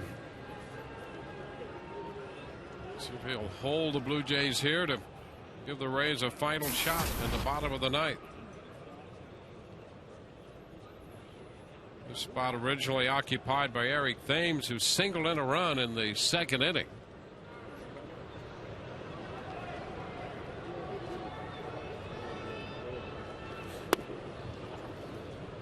First pitch is too low. So Hellickson worked 7 1/3, Badenhop 2/3, and now Cesar Ramos. That's a strike on the outside edge. 1-1.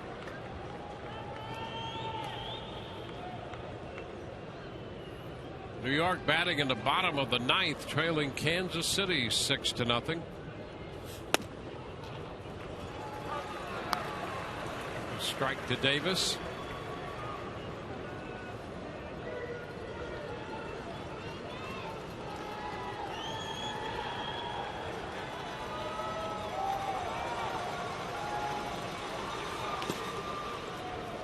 Two-run game in Baltimore. Boston batting in the ninth inning, leading 8-6 in that game.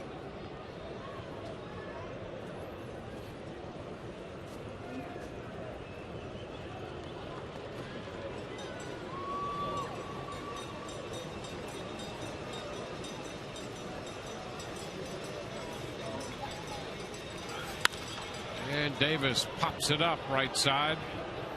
Rhymes under it. That's the first out in the ninth.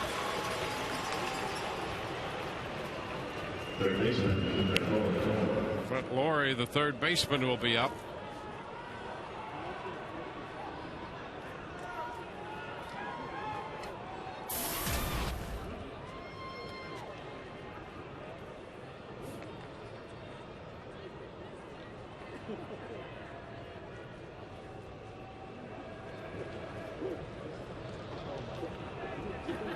Lawrie 0 for 3. Comes out swinging at the fastball and fouls it out of play. Rays will have the bottom part of the order due up in the bottom of the ninth inning. And they'll be in need of some base runners.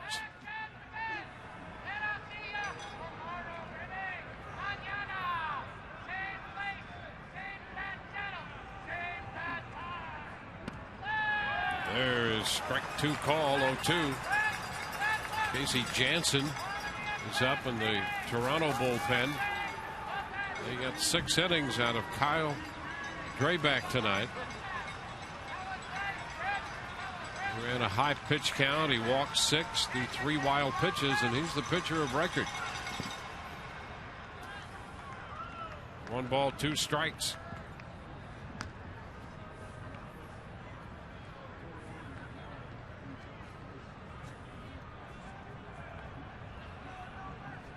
Hellickson was charged with 5 runs, but only 2 earned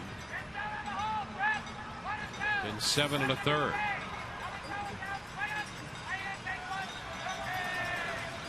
And the 1-2 rolled foul.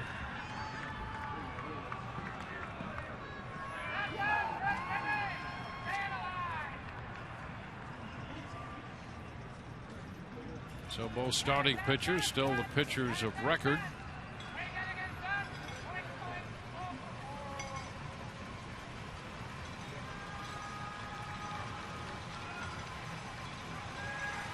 And a ground ball to the right side for Will Rhymes.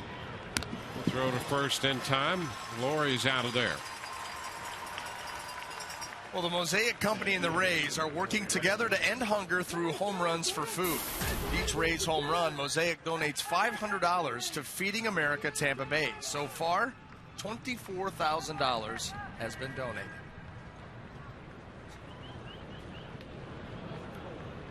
Kobe Rasmus will be the hitter with the bases empty and 2 outs, and that walk-off we mentioned for Durham. They won it in 10 innings over Charlotte 3-2, and Hideki Matsui had the walk-off single. And that gave Brandon Gomes the win at Durham.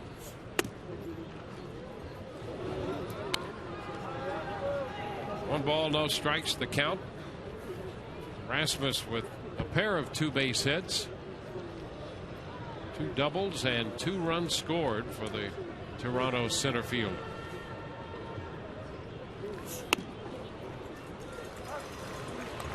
One and one.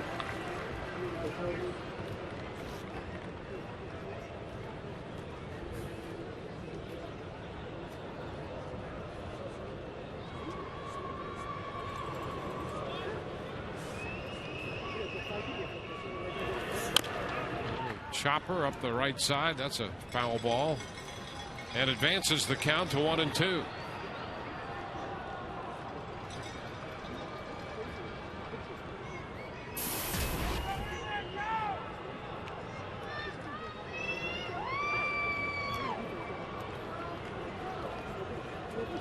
Ramos puts a new baseball.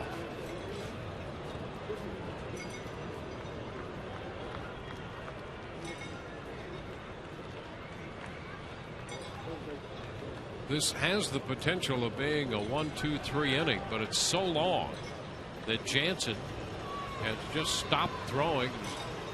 He's been down there for what he feels is forever. He's just doing a little stretching. There's a high foul ball down the right side beyond the bullpen. Out of play, and the count is still a ball and 2 strikes.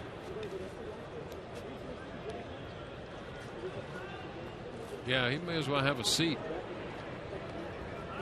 He's ready to come into the game. Been ready. Yeah. He's trying to stay loose. I tell you that you're in sort of no man's land there as a reliever.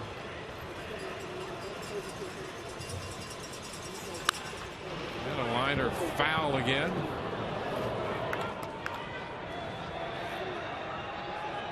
Going to pop up in a ground ball.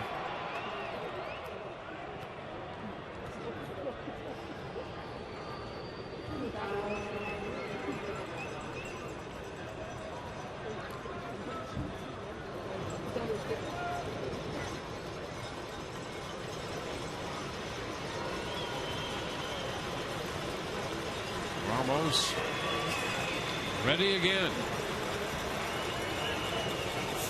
And a cut and a miss. Fastball gets Rasmus. So he's out on strikes. 1, 2, 3 go the Blue Jays. And we'll head into the bottom of the 9th inning here. Casey Janssen is going to be the new pitcher. He'll be the 4th of the night for Toronto. This copyrighted telecast is presented by authority of the Tampa Bay Rays and may not be reproduced or retransmitted in any form. And the accounts and descriptions of this game may not be disseminated without the express written consent of the Tampa Bay Rays. We're moving into the bottom of the 9th at Tropicana Field. Joe Madden's Chargers have been charged themselves with 3 errors, leading to 4 unearned runs tonight. It's a 6-2 deficit for the Rays as they head into the bottom of the 9th inning. Spend the day at the ballpark Sunday, June 3rd, when the Rays take on the Orioles as part of the Family Fun Day presented by the Tampa Bay Times. And the first 10,000 kids 14 and under receive a Desmond Jennings bobblehead.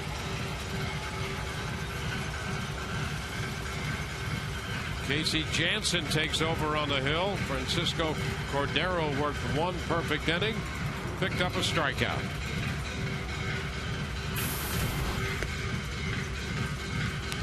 See the numbers on Janssen, on for the 15th time. 3 out of 4 in the save department. A little over a strikeout an inning. That opponent's average at 208. Very good. The Rays need base runners. Right down here at the bottom of the order, you got to try to scratch and claw. Try to wrap this thing around to the top of the order one more time and give them a shot.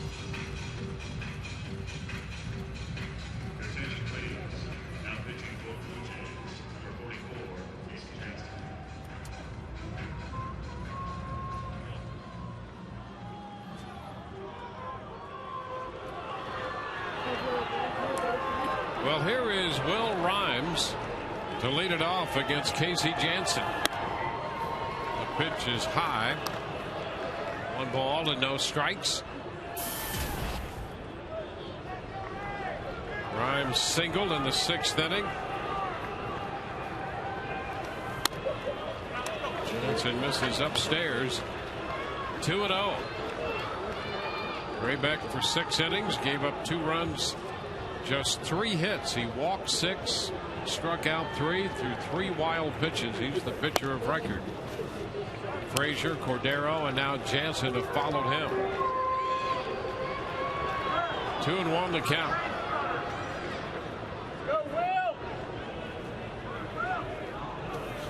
And a line drive. There's a base hit into right field for Rhymes. Well, he's 2 for 4 tonight. The Rays put the leadoff man on base. Well, Will Rhymes did a nice job there on this ball. It's going to show some cutting action in. Look at him just pull his hands and get the barrel to that baseball. Very short. Short stride, quick hands. Been a frustrating night for the Rays now. They've had runners on in every inning except the 8th.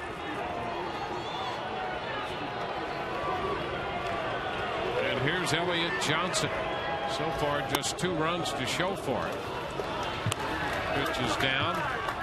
But there's one of those base runners they need, and Elliott Johnson, who's 2 for 3 lifetime against Janssen. There with a count of 1 ball and no strikes.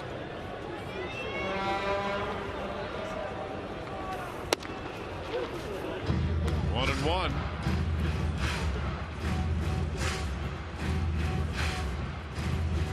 Baltimore batting in the bottom of the 9th, trailing 8-6 to the Red Sox.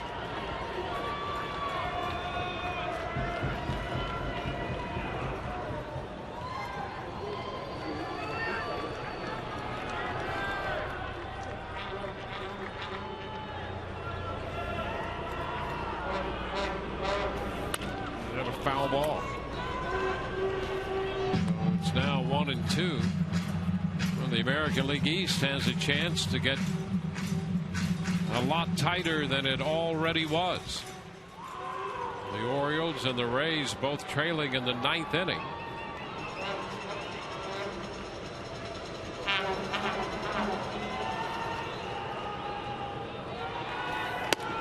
And the pitch is a strike called on the outside corner. It started wide and then cut over. Now that's what it was, that little cut fastball. Janssen starts it off. Boy, very little cut right down that outside corner. Gets the call. Yankees have lost their game 6-0. So they're at 500, 21-21. It's Jose Molina. It's ball one. Boston trying to get to the 500 mark.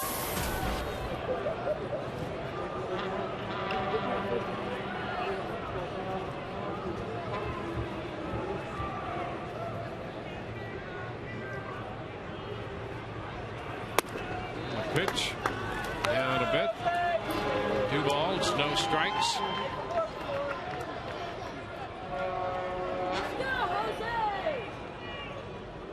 And the Red Sox have just beaten the Orioles.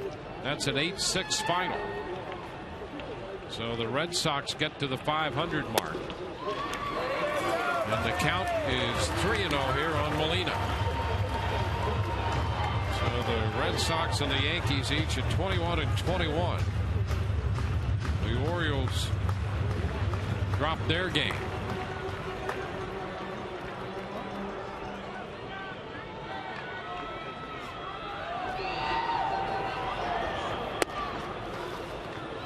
And a strike taken.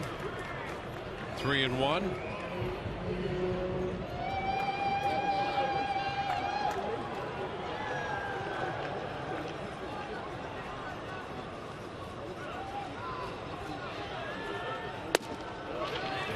Strike 2 call to run it full.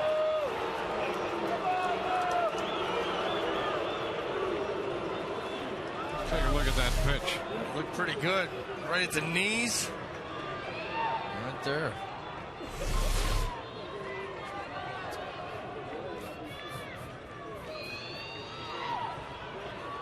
One on, one out. 3-2 the count to Jose Molina.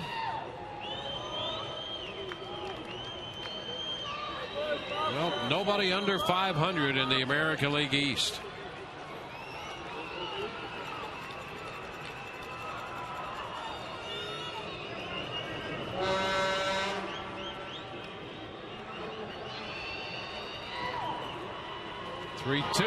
Molina hits a ground ball back to the mound. Jansen's going to take it to first with Rhymes advancing to second, and Molina is out of there. Pitcher first. So the Rays will be down to their final out with a runner at second base. Well, a good comeback here by Jansen, and he gets Molina reaching. No chance to turn the double play at that point. You got a 4-run lead. Just take the out. Only one more to get.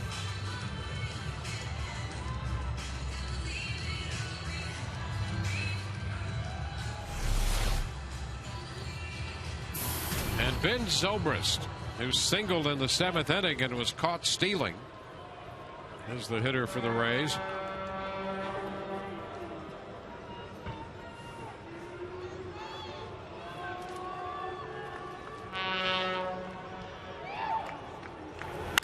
He swings and lifts a high fly ball to right field. Bautista waits for it, and this game is over. And the Toronto Blue Jays have taken the first game of this series. It's a 6-2 final. Drabek will pick up the victory tonight. His 4th win. He's 4-4. Hellickson will suffer his first loss of the year, dropping his record to 4-1.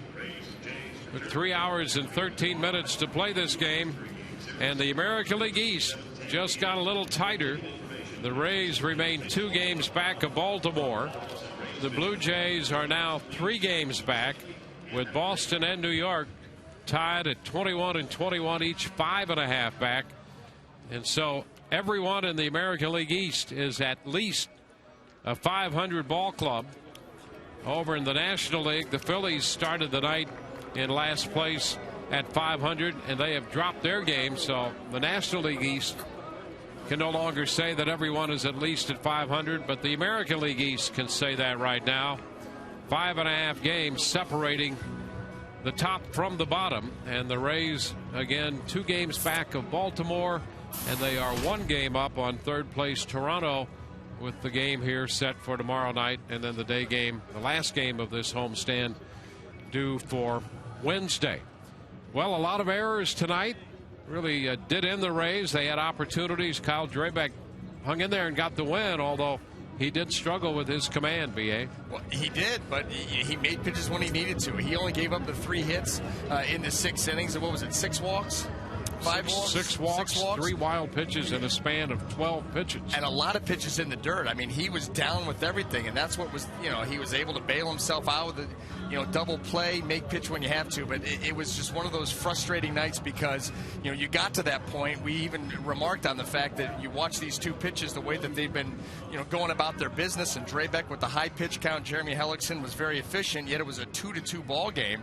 And then the home run, the one changeup that Jeremy missed to Escobar, he was able to get it out to the deck to give him a 3-2 lead, and then the Rays really defensively came apart there in the 8th inning, and the Blue Jays were able to add on to that, add 3 more runs, and that'd be the final margin of victory. Yeah, the Rays handed them 3 runs in the 8th, and that really put the Rays in a very difficult spot. They could not recover from that, and the Toronto Blue Jays have taken the first game of this series. Again, the final score 6-2, Toronto over the Rays. Stay with us now. We have, as you are well aware of, we've had some technical issues here the second half of this game. We will have Rays Live, the postgame, coming up in just a few moments. Todd Callis and Orestes Destrada standing by for that. Now for Brian Anderson and Todd Callis, Dwayne Stats. We hope you've enjoyed the telecast. If not the outcome, again, the final 6-2, the Blue Jays over the Rays. Now let's go to our Rays Live, the postgame, with Todd and Orestes.